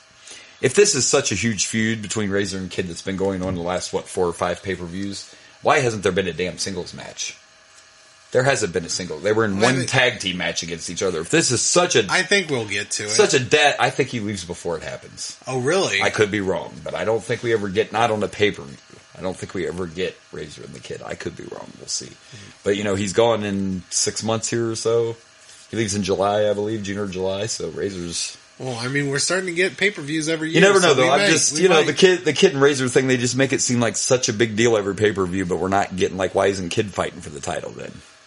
I'm just curious. I don't know. I guess I'm kind of bored with it but we're not watching Raws, to be fair. They might have fought 5 times, and we don't know, so. Right. Who knows? Anyway, though, I enjoyed the match, and I am going to give this 3.5 cigars. I also enjoyed it, and I feel like a broken record here, but I'm going to go with 3. Absolute pleasure. Going back to my Rocky Horror. Goldust really liked. I love Rocky Horror. Such a good... Well, let's do the time warp again then. Let's do it. Let's do it. And I would say let's see what's next, but I think it's just a jump to the left. I think you're right. I would say let's see what's next, but I know what's next. It's time for the Rumble match. Time for the Rumble. All right, let's go. All right, so we haven't done this since our very first episode together. It's the Rumble, and I'm just going to go over who came out, right? Yep, go ahead. We stopped at 10. That's how we do it, so we don't forget everybody. So number 1 in this Rumble is Hunter Hearst Helmsley. We found out he lost to the fucking garbage man on the free-for-all, Duke the Dumpster. Yeah, Drose. we're so excited. That's our 30th. So we know number 30 is Duke the Dumpster. Number 1 was Hunter. Number 2 was the pig farmer, Henry O'Godwin. Number 3 was Blaze's all-time favorite, WWF superstar. Don't fucking Mr. Future President. Lying piece of shit. Bob Backlund. Fuck Bob Backlund. He was like, how is this old ass still around or something? Well, then we get another older ass. Well, we do. We're going to get there in a second. That looks almost exactly the same. Oh my gosh. So then we get Jerry, the King of Lawler, which we're okay with. Followed by Bob Sparkplug Holly. Then we get King Mabel. He's shaved some of his mohawk. He's just got a single mohawk now. Yeah. Badass. Then we get the returning Jake the Snake Roberts. Good to see Jake back, even though this is kind of chubby Jake. This is chubby Jake. Just found religion Jake. But he's about to be very famous for a different reason when King of the Ring rolls around, right? Oh, yeah. Yeah. And then next is the older guy he was talking about. We get fucking Dory Funk Jr. And he's like, who's Dory Funk? They couldn't even get Terry Funk. They even mentioned that they tried. They invited Terry Funk, but they got Dory instead. Terry's like, funk you. Terry's in Germany, they said. So they said he's watching in Germany. Maybe that's legit, but Dory is Terry's older brother, in case you couldn't tell by that.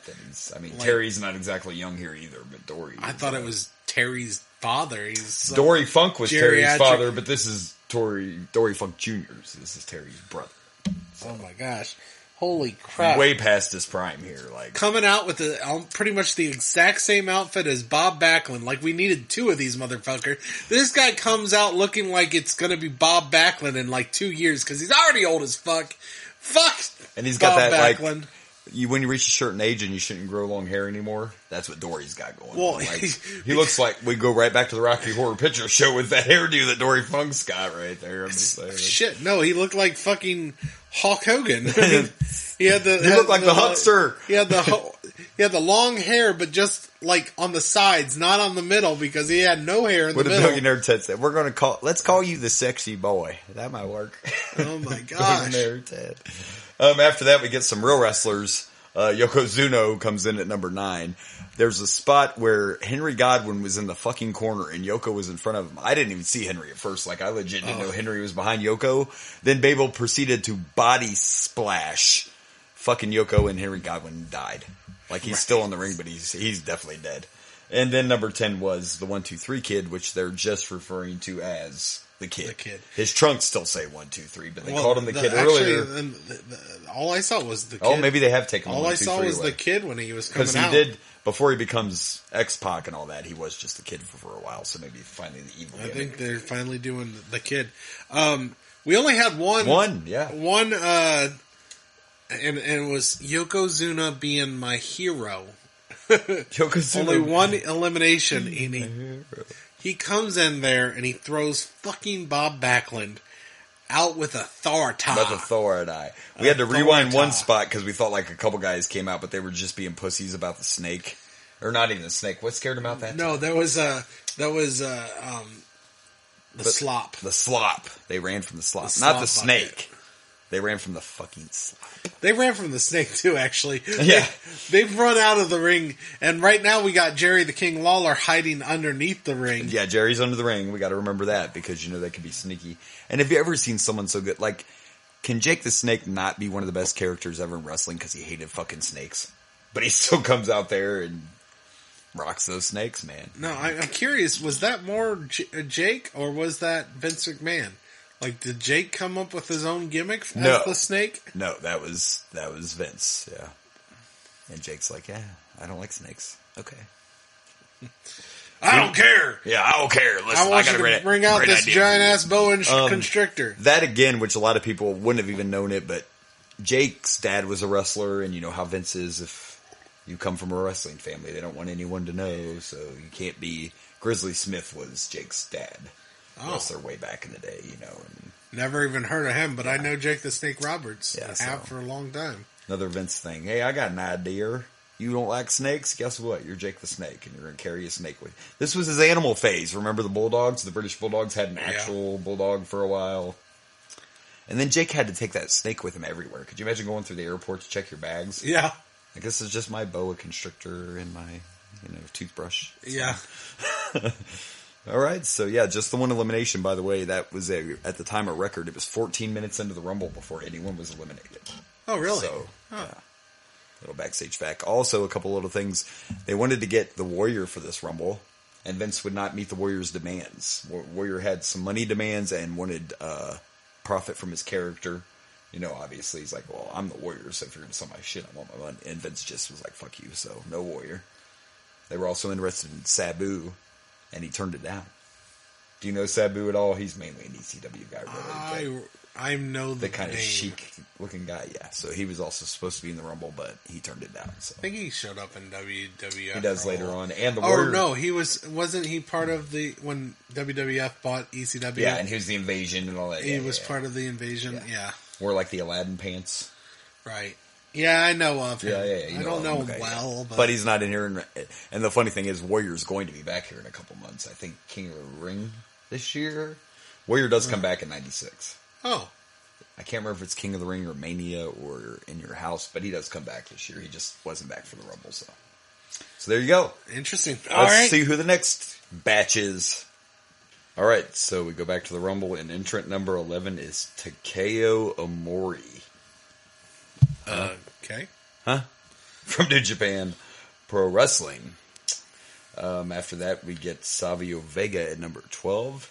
And then at number 13, it's the man they call Vader. Making his debut with his wrestling gear on the wrong fucking way, and it aggravated me. I'm a little OCD. But if you Google this Rumble and you Google Vader's career, he talked about it later on in interviews. It's his first match for the WWF. He's on pay-per-view, and he's got the top of his singlet on the wrong way. But maybe if you weren't a Vader fan and never saw him before, you wouldn't have noticed, I guess. But Vader I don't know if I would have noticed it if you didn't tell me. Vader time was on the back, and then you could see the seam of the singlet because he had it on backwards, but whatever, it's fine. After Vader, big man, he's finally arrived, so it's good. After Vader, we got Doug Gilbert. Apparently Eddie Gilbert's son, whatever. Son? Okay. Eddie Gilbert's son, yeah, I guess, is what they said. Doug Gilbert. Then we got Squat Team Member 1. Not SWAT. Uh-huh, yeah. Squat. I don't know squat about him. Ba-dum-bum. Didn't? Face paint, Boots like the Iran Sheik. I don't know. After that was squat team member number 2. Yeah, a couple wastes in this one. But they were actually identical twins. We wondered until... They did. Because one got eliminated before the other one came out, and when they walked together, they were definitely identical. Oh, yeah, they were identical. So after we got through those 3 question marks, then at number 17, we got Owen Hart, the King of Hearts. At 18, we got the Heartbreak Kid, Shawn Michaels. 19... Another heart-themed wrestler. 2 hearts in a row. 2 hearts. Or better than 1, I guess. 2 of hearts. Oh, look at this guy over there, working out there. At 19, we got Hakushi. And at 20, Tatanka. Yeah, let me go through the eliminations. Jake the Snake Roberts clotheslines Henry O'Godwin and takes him out. Poor Henry. Yokozuna just tosses Mabel out like holy like it was shit. Nothing, dude. Like it was nothing. Pretty impressive. It's like fuck you, Mabel. Amari was trying to take out Jake, and Jake reverses him and manages to take Amari out. Bye. Savio Vega throws out Dory, and I cannot believe Dory lasted as long as he did. Hopefully he didn't break his back or hip. Yeah, I'm surprised he didn't just have a heart attack in that ring. I don't know. He kept on doing moves and then falling down because he didn't have the energy afterwards. I can't do it, Captain. I don't have the power. Yeah, no. It was like... I'll say this. It's clear that they're starting to try to do like surprise entrance. Which we haven't seen yet, really. So we really haven't. So we got someone from New Japan. Yeah, and then someone Gilbert from USWA. USWA. So yeah. So we get Jake the Snake. Was this his first appearance? I think this was definitely his first match. He might have been on TV before this. Okay. This was his first appearance. Vader's first appearance. Vader's new, yep. So, the squats. The squats, which... And Billy said he didn't remember when I said, well, they wrestle tomorrow on Raw, and then you never see him again, so... Oh. That would be why you don't remember the squat. Vader... So, this one I loved. Vader punches Jake the Snake Roberts in the middle of the ring. Yeah, in the middle. And Jake just stumbles backwards and falls out. Very hard. Jake sold the shit out of that Vader punch. Like, dude, cool. That was... Definitely. Then Vader tosses out squat team member 1. Yes. Twice. He Twice. does it twice. Yeah, because they both come in together. Out. And so Vader actually eliminates the same guy twice. And then Yokozuna, right after, like literally the second Same time he throws out team member 1, Yokozuna clotheslines squat team member 2 and tosses him. Apparently Vader tossed Savio Vega, and I think we missed it. We did, but before they tossed him, we witnessed Yoko and Vader kill Savio. Double teaming, like Jesus. Yeah, they just kept on doing move after move. Power bombs, leg drops, bonds. I'm like, can't we just toss this poor guy out of here? Like, that's abuse of a corpse. It was, and then we missed him getting tossed out. He might have just disintegrated. Maybe he just disappeared. Vader and Yoko just taking turns landing on you. Could you imagine if things went differently? Like, what if that would have been a tag team? Oh, like, yeah. Legit, but, Yoko, though, is not too long for the world, and Shawn didn't like Vader, so. Yeah. Shawn didn't like Vader? We'll get to that when we get to the SummerSlam I attend to be. Yeah, Shawn was not a Vader fan. Yeah. Then, in a legit shock of this Royal Rumble, Shawn takes out Yokozuna and Vader at the same time. The same time, folks. Vader and Yokozuna are on the ropes, fighting, arguing, whatever. And then Shawn takes advantage of this and just tosses both of them, grabs them by their feet, tosses 2 giant of men. More than 1,000 pounds of weight right there. Right. Yoko's 6 something. I mean, come on. Vader's probably 300-400 pounds. Like, yeah. Gone. Shawn just like, fuck you guys. Shawn manages to toss them both, and it looked legit. Like they didn't have to sell it too much. He just used their own momentum, I guess. And bye-bye. And then right afterwards, Shawn body slams the Kid out of the ring. Bye-bye, Kid.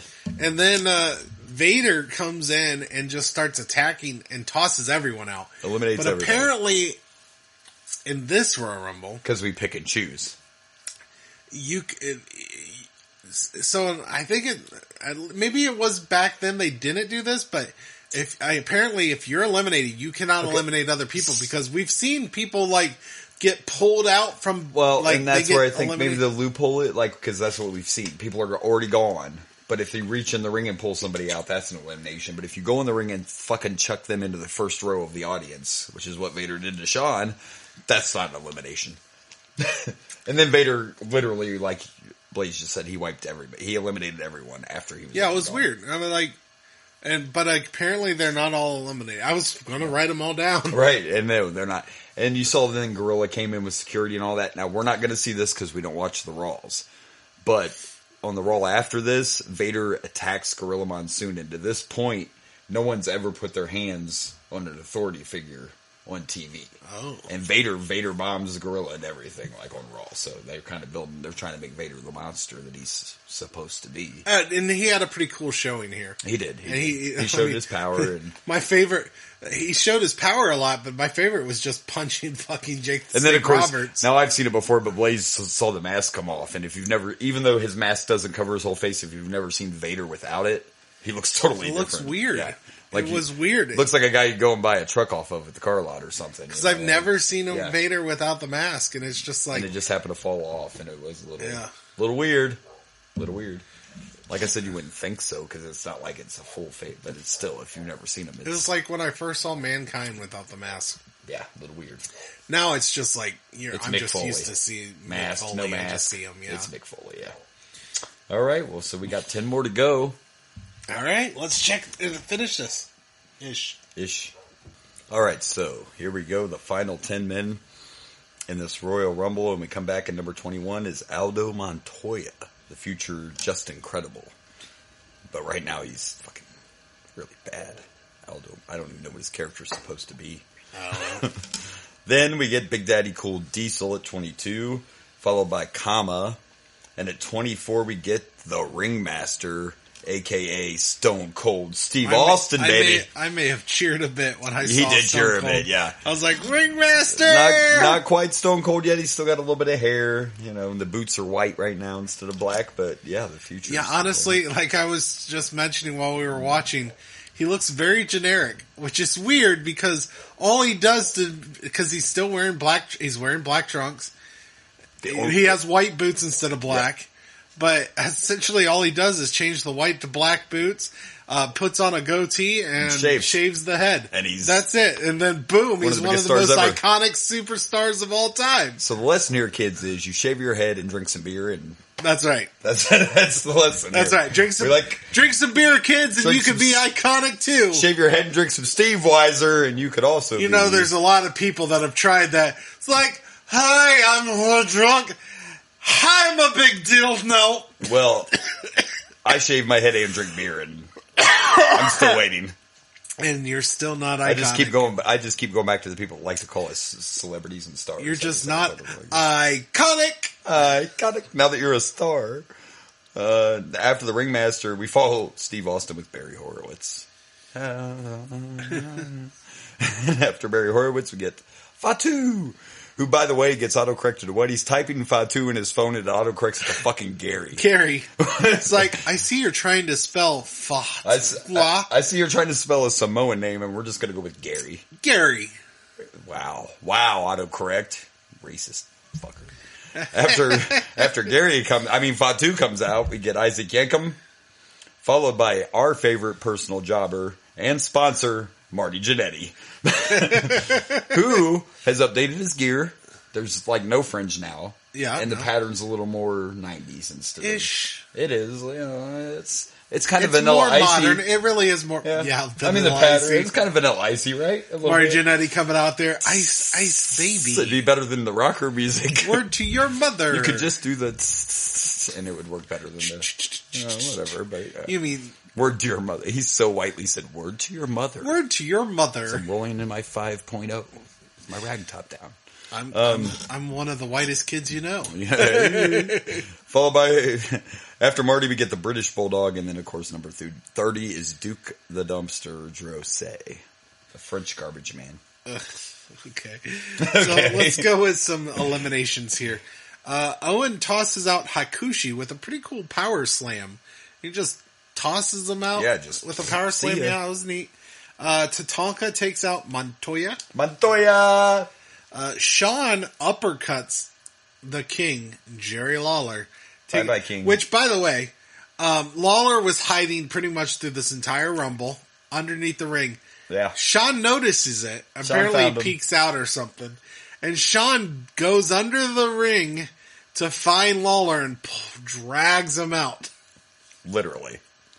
Yeah, which I don't know how easy that would be to drag underneath the ring. But fucking Lawler's got a hold of like the cables and everything. Yeah, he's like pulling all that shit. Like, holding on for dear life. And I love that they moved the apron to try to get the cameraman shot and you couldn't see under the ring anyway. He's like really trying to, let me get in there and get that. Diesel throws out Tatanka. Bye-bye, Tatanka.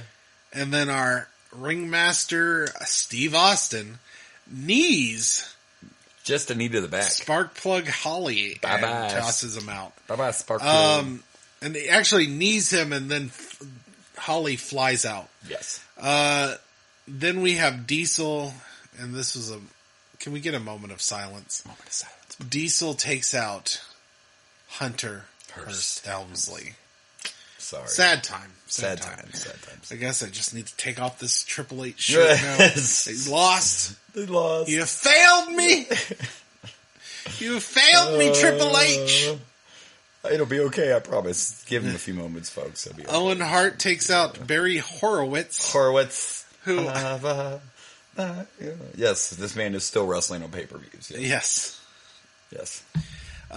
It claims, and we didn't see it very well, but Sean and Diesel both eliminate Owen Hart. That's what it said, but I didn't see it. I didn't see Diesel Sean. nearby at all. Diesel anywhere. I don't know what they're... Yeah, I don't know. British Bulldog punches Marty Jannetty out. Bye-bye, Marty. Gary takes out the Ringmaster, which is just sad.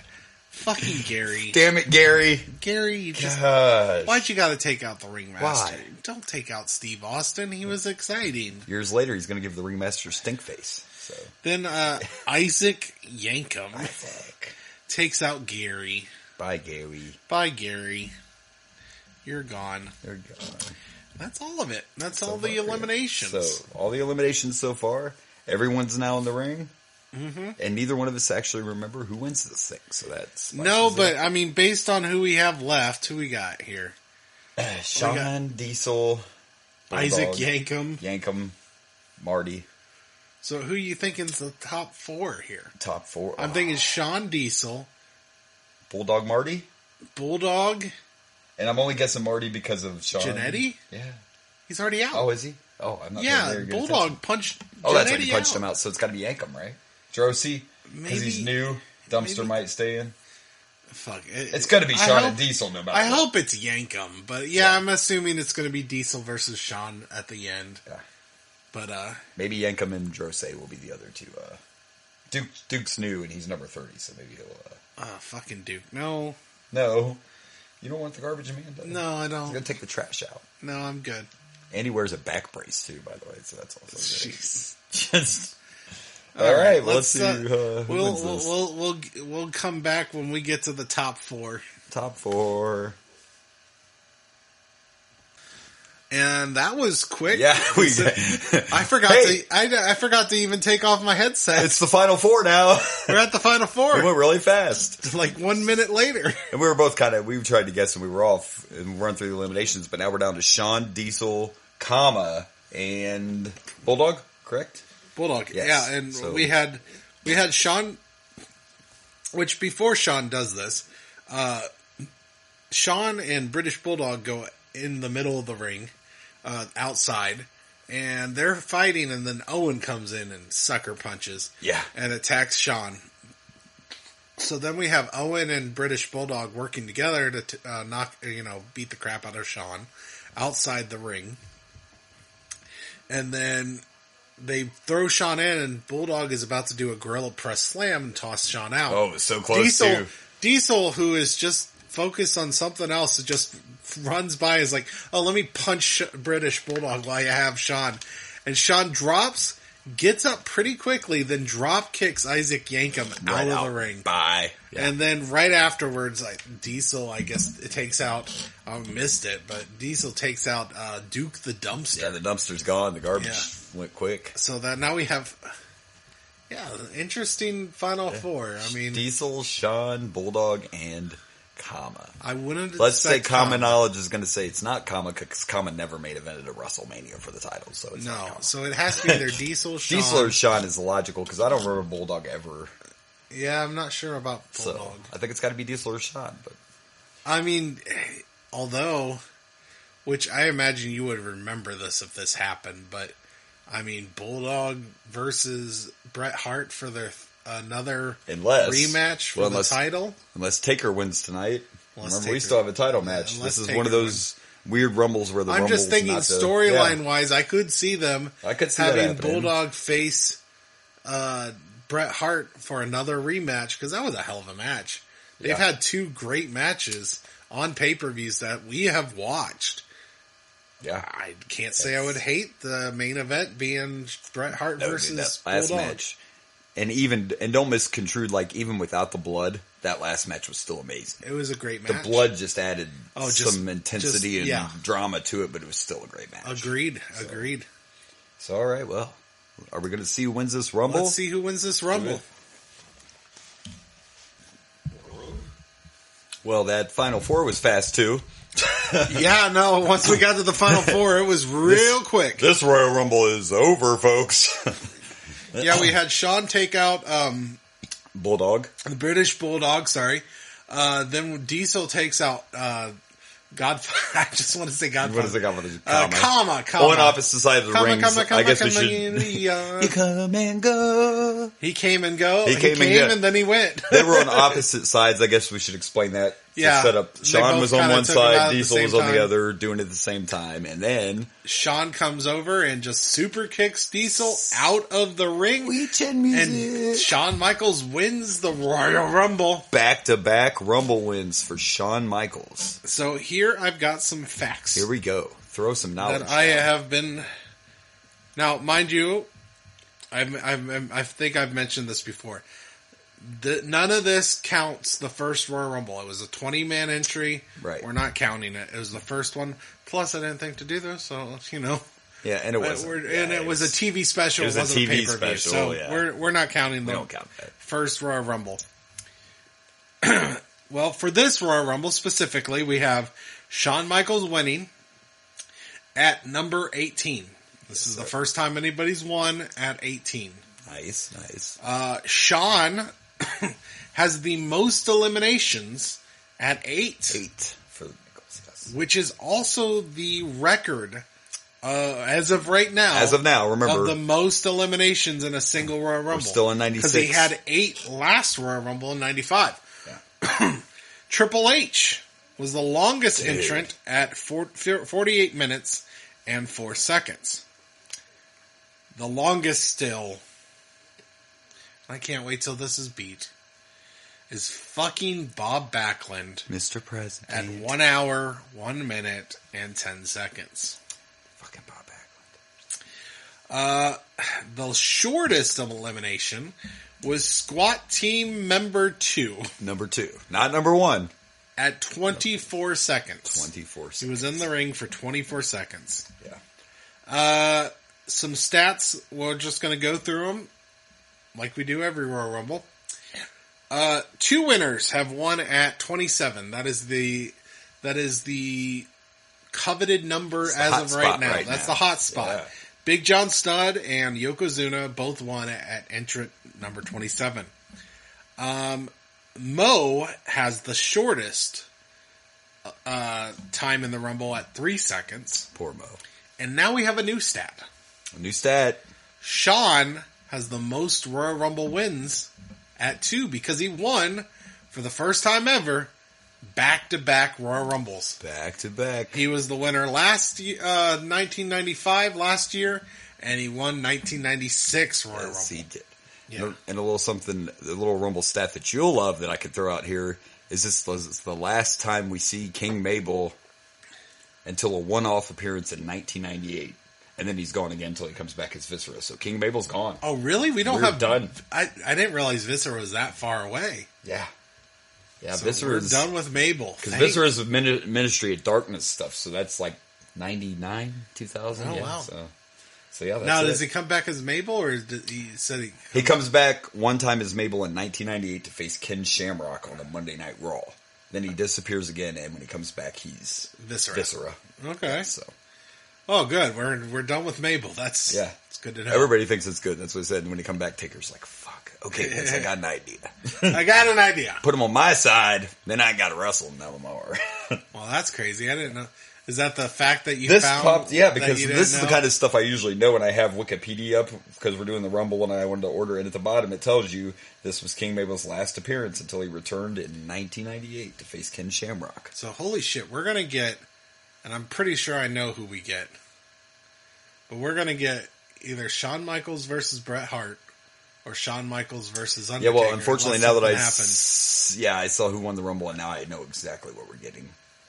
But I'm assuming it's Bret Hart. Because I don't think Shawn faces Taker at WrestleMania until... We didn't think about this the whole time. We were watching this Rumble because we weren't thinking about what Mania is next. Yeah. I don't know the I would have been able to put I don't have the Manias together, memorized, so... Yeah, I don't completely, but when it comes to the main events, I'm pretty, usually pretty Yeah, good I'm just... at, Rage was really good at that, too. I'm kind of glad when we were watching, I didn't remember the Mania... We were trying to block out WrestleMania, folks, because we had to do 11... which shouldn't even count as a WrestleMania. They tarnished it. WrestleMania 11 was still the worst thing that you and I've watched. So this is the start of the Shawn Michaels versus Bret Hart feud, I'm guessing. It has to be. Because I believe it's this year that the screw job happens, isn't it? Is it 96 or 97? 97 is the screw job. The screw job is 97. Okay. Yeah. But this seems to be the start of their feud. Oh, yeah, definitely. And I saw on Facebook the other day that Shawn Michaels looks at the feud between Bret Hart and Shawn as Batman Joker, like a rivalry. Yeah. It's like I was his Joker, and they needed each other. He was my Batman to my Joker, or whatever. But what would have gave it away? And I mean, we know at this point now, WrestleMania 12. You'll remember when I say it is Shawn and Bret, and it's the Iron Man match. So that's what we got coming. Oh, I think Ricky was waiting for this. Rage. Rage was waiting. Yeah, this is the Sky. He comes in on the rope, Sky rope and stuff. Oh, we get the good. Oh, we're going to start getting elaborate entrances. Yes, too. We are. Oh, yes, okay, for sure. Oh, because this is when Shawn zip lines in, and so that's what we got coming at 12. 12 is going to blow 11 away. Wow, that's for that's sure. Crazy. Now this, which has only happened a few times in the Royal Rumble, is one of the few times that the Rumble was not the main event. We still have a match. Okay. We still have the title match, which I guess we kind of might have spoiled. Yeah, a little bit. Forgot we had another match. Still doesn't mean we know how this ends just because we know who wins. I don't remember this match between Bret and Taker, so I haven't remembered this Rumble. So in fairness, every WrestleMania is spoiled when Undertaker shows up because we all know. To a certain point, until we were like, oh, Undertaker versus Brock, let's skip this Mania. Fair enough. All right. So here we are, main event time. It is The Undertaker and Bret Hart for the WWF Championship. And during The Undertaker's entrance to the ring, Diesel was waiting to attack The Undertaker before the match even began. We got a little brawl in the aisle there. Diesel's a little mad. Diesel, you've been getting really angry lately, and it's not cool. Yeah. It's not cool to be so angry.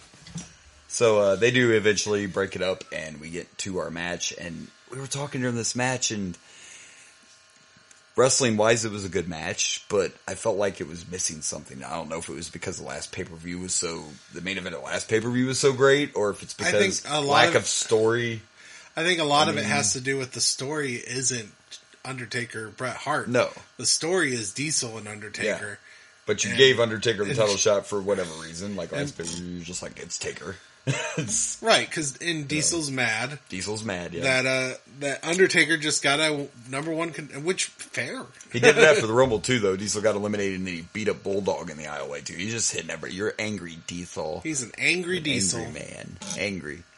But I mean, it was fine. The wrestling was good. I mean, they said this. Oh, let's see what happens when it's face versus face. The crowd was very weird in this.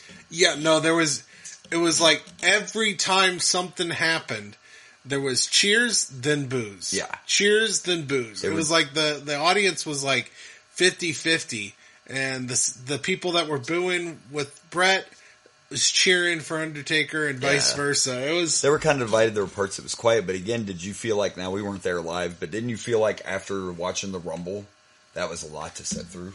Yeah, it was a bit of a letdown. Not because it was too long or anything, but that's my point is like, wrestling, that's the way it is, and you brought everybody up and you used all that energy, whether you had those shitty guys in the Rumble or not, it doesn't matter.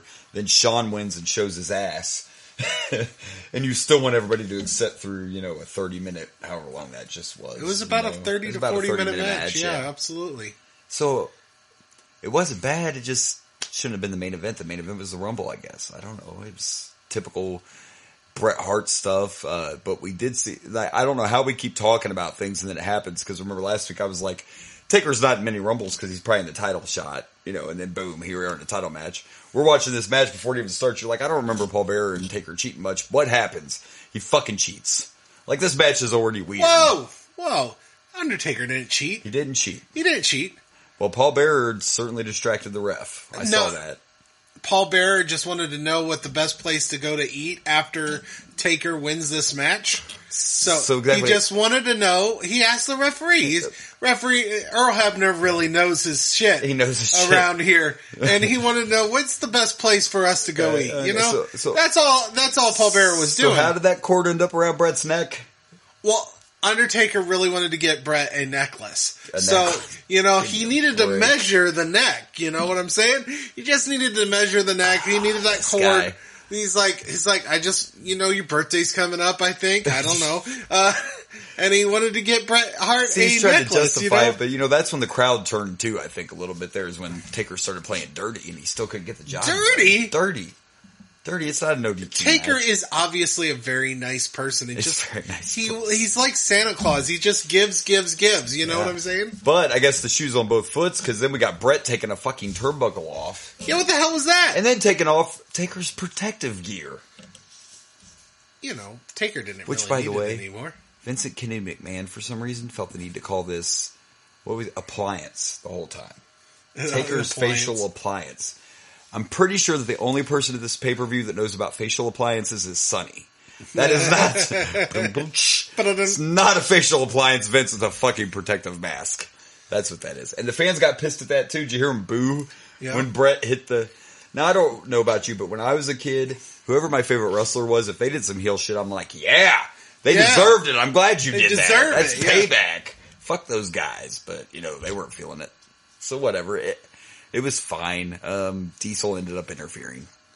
Or setting up Taker Diesel for Mania. Undertaker gets the tombstone on Bret Hart, and then as he's crossing the arms, Diesel comes out and pulls out the ref. You called it, though, because as soon as the Taker had Bret up, I'm like, how's Bret going to get out of this? Like, no one kicks out. At this point, Diesel. No one is kicked out of the tombstone. Yeah, Diesel comes out. And I like this. I kind of like this because we did have a story. Diesel's pissed off. Not Bret, but yes. Diesel's pissed off that, that Undertaker got a shot, even though he didn't earn anything. He fought Mabel. I mean... Right.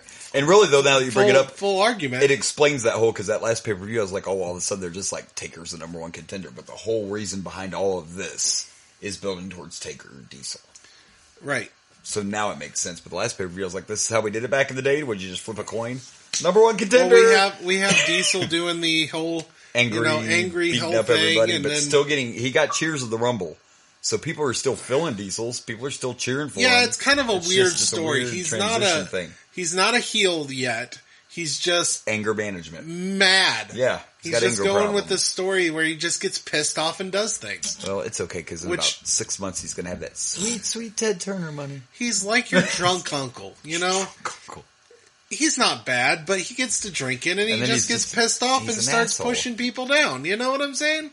Exactly. Diesel's your drunk uncle. He is. So, he's a drunk, Uncle Diesel. But this keeps Undertaker strong. It does. He didn't lose the match. In fact, he was about to win. Right. And you keep the title on Bret, and then we get... They made him look strong because isn't this kind of the first time we've seen like a human side of Taker is to like where the leg thing was working with Bret, you know what I mean? Bret was working the leg, Taker was showing weakness. So you're telling a lot of stories. It's just the story wasn't the main event itself. So my only real complaint is I don't think this should. Well, actually, I actually now that I think about it, it actually makes sense. This is the main event and not the Royal Rumble. Because think about that. To set up this makes more sense that Diesel would get mad. He just lost the Rumble. Got eliminated by his best friend. He just got eliminated from his best friend. He lost the Royal Rumble. Yeah. Does this make as much sense if he does this before the Rumble? No. No, not for the storytelling. Losing the Rumble helps this story out, and that is why we have this match as the main event. Exactly. For that reason. It's a big picture thing. Yeah. The main event's there because you have to have your title on the line at a pay-per-view. That's just what you want to do. So they use the main event to segue a different story. Yeah. That's this all sets up 2 matches. And I guess I just thought about this too. Even though Diesel was mad he lost, he knows his best friend gets the title shot now too. Yep. So you don't like the Taker anyway, and you know Shawn is going to be the one that gets to face Brett. And you made sure that Shawn's facing Brett, and you made sure you get Taker. So yeah, it's all one big. So it does make sense they did it. It does. Yeah. The match lost a little bit to me. Once I break it down, he's getting that wrestling. Break it down. I mean, wrestling knowledge out there that I'm supposed to have. But yeah, that makes sense. It does. I guess I just felt drained by the time the main event came, and it was kind of like. And I get that, but story wise, I think it makes sense, and it was a good match. It was not a bad match. This was a story match. It was. And it was a decent match, but this was the a story wrestling was match. Fine. The wrestling was. There's good, a little bit of cool down because there's a lot of like Brett really working that leg, so there was a lot of being on the mat and not, doing a bunch of moves. Yeah. But you get some story here. Yeah, story wise, it's good. I get the whole point of it now, the way it was put together. And the fact that, if Diesel doesn't lose that Royal Rumble before this happens, this makes less sense. Then who does he take his anger out on? Yeah. I mean, he could still get mad. But not have the match shut up like that. But he could be, if he wins the Royal Rumble, do you think does it make as much sense if he does attack? It's like, I'm already getting the title shot. Right. And then we're setting up Taker Diesel in a different way. But because he loses the Royal Rumble, we're setting up Taker Diesel based on the fact that Undertaker literally just was given this shot. Yeah. He was just given this shot. And now Taker has a reason because he literally had that one. Brett was not going to kick out. So you stole Taker's title opportunity away. Yeah, absolutely. So now we're ready to roll. I wonder who's going to win that Mania match. Undertaker Diesel. Diesel might end the streak. I don't know. It might end the streak, yeah. Because Undertaker hasn't lost yet. No, but I still don't even think they're talking about the streak yet. Not yet. I doubt it. I mean, more years. We've only got, 4 matches of Taker so far? I remember in an interview that Bruce Pritchard said no one even realized it probably until 6-7 matches in or something. They didn't even realize they were. Well, he's facing. He was winning. Shitty matches. He beat Johnny Gonzalez. This is clearly the biggest. This is the biggest match for Taker so match far. At WrestleMania. Yeah, because it's been Superfly, King Kong Bundy, whatever, bunch of nobodies. I don't know about Jimmy Superfly Snuka. He was somebody, but not at that point. Yeah, he was past his. Remember, that's when I told you I thought they were disappearing because Taker would beat somebody, then they'd be gone. He beat Superfly, he was gone. He beat Jake, Jake was gone. I'm like, shit, he's really taking him out. Completely. He's about to take Diesel. Diesel's about to be gone. Diesel's gone. Do you see a pattern? Oh, I'm sorry. You just spoiled it. Spoiler alert. You just spoiled it. They're disappearing after Taker beats them. How do you know Undertaker wins this match? I travel to the future and then back again. So I'm back to the future again. Back to the future again? Back to the future a third time? I don't know. So, guess we have to give this match a ranking, huh? And, it had decent wrestling. It wasn't boring or nothing. And it seems like a theme tonight. Everything's been like 3s and a halves and all that. But I'm going to give it a 3 tombstones. I'm going to give this 3.5 necklaces. It was a pretty necklace, too. Absolutely. Pretty cable necklace. Absolutely. It had a little heart on it, It's a heart necklace for Bret Hart. Bret Hart. You're welcome. You're welcome, Bret. Undertaker's really swell. He's a really generous guy. Yeah, He's absolutely. my buddy. All right. Let's pick some matches. favorite match of the night. All right, so favorite match of the night. I think both of these will be kind of interesting because, especially worst match of the night, because we didn't really have any crappy matches. But my favorite match of the night, I'm going to go with the Intercontinental title match. Goldust versus Razor. Goldust versus Razor. I think I had more story. I liked, it was entertaining. It's young Goldust, but yeah, that was my favorite match of the night. I'm going to go with the Intercontinental title match. Okay. I think I'm going to go with the main event. I like the story that was told. And I turned myself around on the things I didn't think I'd like. I didn't like it being the main event. But once I thought about it logically. I will admit that once you started talking through it, it made me appreciate it more. Yeah, it makes a lot more sense that it was the main event because of the story that was being told. Yeah. I can't argue that one at all. For me, he logicaled out a little bit. He threw it down there. I logicked it out. Yeah, absolutely. So yeah, I'm going to go with the main event. I like the story that was being told. Good stuff.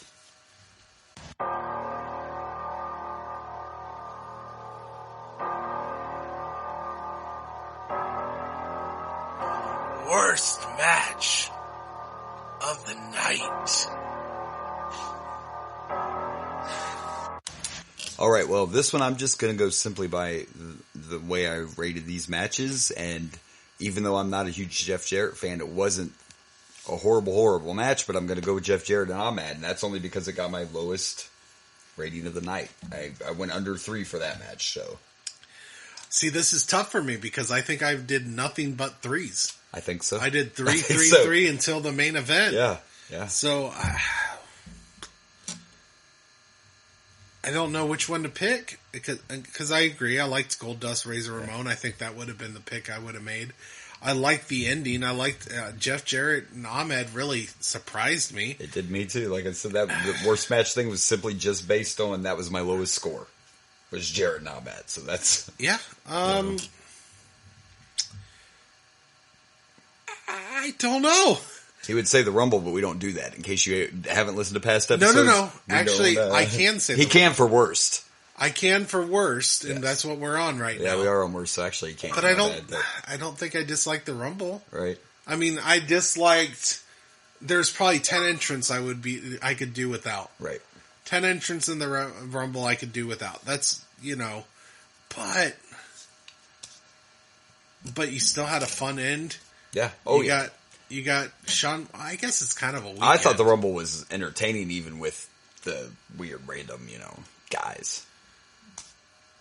You know what? And if I think about it, that ending was very fast. It was just simply, which I do love a super kick. I think I am going to go with the Rumble. Oh, look, he did it. I'm trying to think, and I'm like, all these matches were decent. It's not that the Rumble was bad. No, that's what I said. It would be hard to pick because they were all ranked pretty close. All the other matches were also really. We got to see things we never saw in the other matches. The whole spearing someone during a double team move. I've never seen that happen. Plus, there was Sunny there. I thought that was really. No, it really was like if you went back and watched a unique end. One part of this, you should watch that tag team match because the Smoking Guns, like we've said over and over, are way better than I remembered. But that ending was very slick. Goldust, Razor Ramon. This is Goldust's best match so far. Yeah, he's on fire. And it was fun. Even the Razor didn't like it. And he's a champ. So. I just made the main event my favorite, I guess I have picked my best match and worst as the same, but then Ahmed and Jeff Jarrett, there was also that impressed me. Yeah, that impressed me. The Royal Rumble, and the only reason I'm picking the Royal Rumble as my least favorite match of the night is simply because I can't think of anything happening. The coolest thing that happened in this Royal Rumble is Shawn Michaels taking out Yoko and Vader at the same time. And Henry Godwin dying was pretty cool. It wasn't an elimination, but that getting slammed but while he's behind Yoko. Right. And then Mabel ran into him. God, he died. I mean, it was a decent Rumble. And it's not like it was bad. It's just, I can't think of anything that was truly standout where I can with the other matches that I thought were decent. Well, that's logic. Sarah goes being logical again. But I think this pay-per-view was like like overall, it's like playing Mario in the Mario Party, Mario Kart. Mario's an all-around player. You know, he's not like he's not your fastest, but he's also not your least fit. Like he's got his stats right in the middle. That's what this Royal Rumble was. There's no major standouts, but everything was solid. Yeah, but the fact everything was good. There wasn't anything bad. No, there wasn't. Especially lately, we always are having like a half star, you know. But then this Rumble was just solid all the way. Yeah, I agree. Yeah, so let's get to the ranking then. We'll rank some Rumbles. All right. Royal Rumble rankings. All right, so the Royal Rumble rankings in mine, well, obviously both of ours have to change, but I always start with my favorite and go to my least favorite, and I actually have put this Royal Rumble in the number one spot now. Because I feel like overall, most of my Rumbles are ranked based off maybe the championship matches or who won the Rumble or whatever. This one overall, like you just mentioned, I thought was a good show and complete. So this is my new favorite. So I have Royal Rumble 9 at number 1. At number 2, I have Rumble 5. 3, I have Royal Rumble 7. 4, I have 6. 5, I have 4. At 6, I have Royal Rumble 3. At 7, I have 2. 8, I have 8. And the worst Royal Rumble is the first Royal Rumble. All right. All right.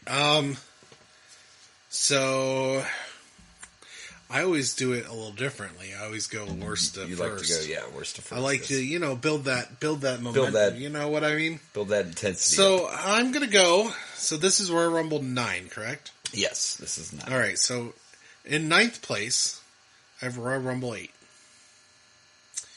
I apparently did not like Shawn Michaels' win. I'm trying to remember the Royal Rumble matches. Well, that's also low on my list because that's the first episode we did. So obviously, there were very good matches except for Shawn winning the Rumble. That's right. There was a lot of crap matches. Yeah. In 8th place, I'm going to have Royal Rumble, the first one. Then we have Royal Rumble 2, Royal Rumble 4, Royal Rumble 3, Royal Rumble 7, Royal Rumble 6. Let's see, what was the 5th Royal Rumble? Was that so that was Yokozuna winning? Yeah, I do believe. Yep. I think I'm going to go 6, and then I think 6, 5, and then this one be my favorite. Look at that. It's both our favorites now. I think the fact that there wasn't a lot of crap matches. The fact that Jeff Jarrett and Ahmed Johnson wasn't garbage. We keep saying that, but I think we've enjoyed most of the Jeff Jarrett matches. You keep bitching about him. You keep hating on him, but he's actually been in decent matches a lot. Well, he didn't retire Sting over the weekend, though, so fuck Jeff Jarrett. Fair enough. Fuck Jeff Jarrett. But yeah, I think this was my favorite Royal Rumble. Yeah, I agree. Overall, because of like I said, the overall. Because it's overall. And it's not like... I think once we start getting, standout Royal Rumbles. Oh, yeah, we're going to get one. But, last time, we had a great winner. Sean finally wins and the actual Rumble match was great. It was the undercard that was everything else was just shit. This one had no actual shit on it, so it definitely makes no shit on this one. We had some Sunny, though, so there might have been there might have been some poo somewhere, though, because you got to watch out with Sunny. Fair enough. That's fair. All right, well, we ranked and we picked something we're going to do this week. I forgot last week was we're going to plug some pluggables. I was like, you know what I forgot last week? He's like, dude, there's 70 episodes with pluggables on there. It should be okay. You dropped the ball one time. It's fine. Plug away, Blaze. Well, you can find me at Dragon Blazer Productions on Facebook, Instagram, YouTube, and you can also find me on the TikToks at Dragon Blazer Productions. You can find me at Dragon Blazer Pro at Twitter, and then you can also find the Boomer and Blaze WWF pay-per-view rewatch YouTube page. Dude, the man's been working hard, and these YouTube videos are very slick. Very slick. They're worth checking out. Yeah, I have them on there. I think my last one I did was WrestleMania 4. I've been putting them together because a lot of these are two-parters. We'd have part 1 and part 2. I've been trying to do a little bit of editing and putting them together so they're all one big long episode for these pay-per-views. Yeah, and it's good stuff, so check it out. And you can also check out our show on our Facebook page, the Boomer and Blaze Show Facebook page. You can find us on the Twitters and the Instas. And am I forgetting anything? Twitters, Instas? No. No. Twitter and Instagram, Boomer_Blaze. TikToks. The TikToks is also is at Boomer and Blaze Show. So Boomer_Blaze for the Twitter and the Insta, at Boomer and Blaze Show on the TikTok. And of course, if you would like to reach us by email, we also have an email. It's the boomerandblazeshow@gmail.com. And please, reach out. Especially, like I said, we have that question for the LGBTQ community. I'd like to know your thoughts and opinions on Goldust, especially around this time when he first started. Like, what are your opinions? Does he upset you? Do you like him? And if you follow the social medias, I try to throw some stuff. I throw questions out all the time, so feel free to interact. Today's big one was, what's your favorite episode so far? Threw that out on the Twitter and the Facebook today, so we'll see what kind of... That's a tough one. That's like, they're all my babies. Well, plus you got a lot farther back. When I asked the question today, I kind of stuck it to our incarnation of the show just to see, Not much love to you though, Rage, if you're listening to this. We love you. All right, so we plugged pluggables, we picked matches, we made it through the Rumble, and next week we have another In Your House. In Your House is back. In Your House? Next week, so it should be interesting. 6, right? This is going to be the 6th one, yeah. But look, it's going to be hard to top the last In Your House just because of that main event. Like, it's going to be hard to top Bulldog and Brett, but we'll see what happens. And until then, everyone have safe and happy holidays. Happy Thanksgiving, even though it's over. And we will see you next time. Until then, I am Boomer. And I'm Blaze. And good night. They want to hear the Thanksgiving song. All right. This is a Thanksgiving song. I hope you enjoy it. Love to eat turkey.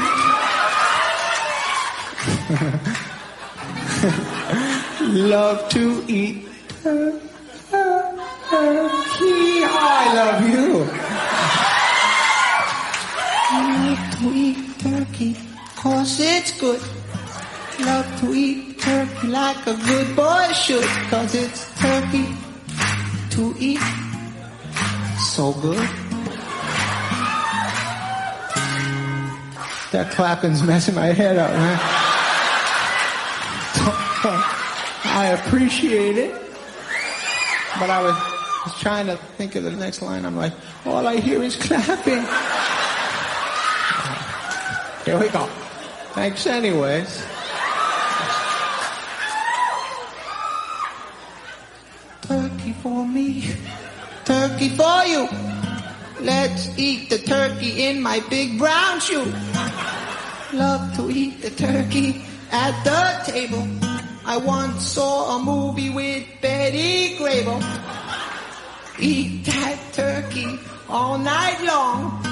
50 million Elvis fans can't be wrong. Turkey lurkey do and turkey lurkey dap.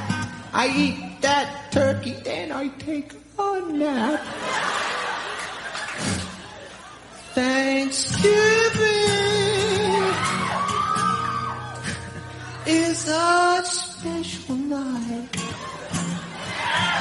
Jimmy Walker used to say dynamite. That's right. Turkey with gravy and cranberry. Can't believe the Mets traded Darryl Strawberry. Turkey for you and turkey for me. Can't believe Tyson gave that girl BD.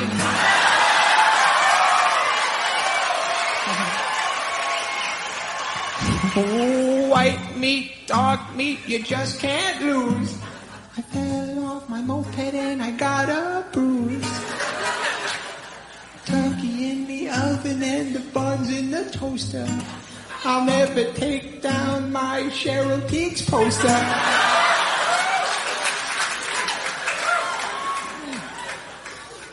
Wrap the turkey up in aluminum foil.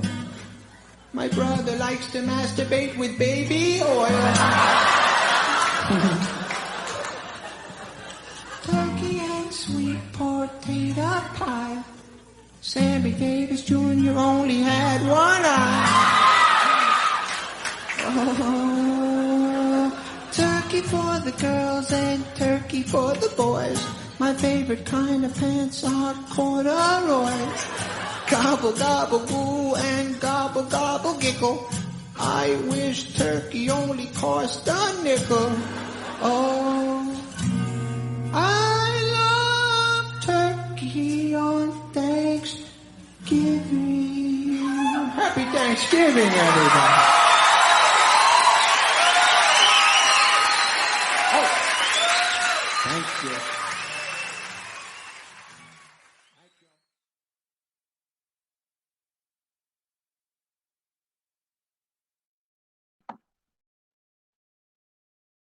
Hey everyone, this is Blaze from the Ragin' Blaze and the Boomer and Blaze Show. Thank you for watching. Please like and subscribe for more wrestling content.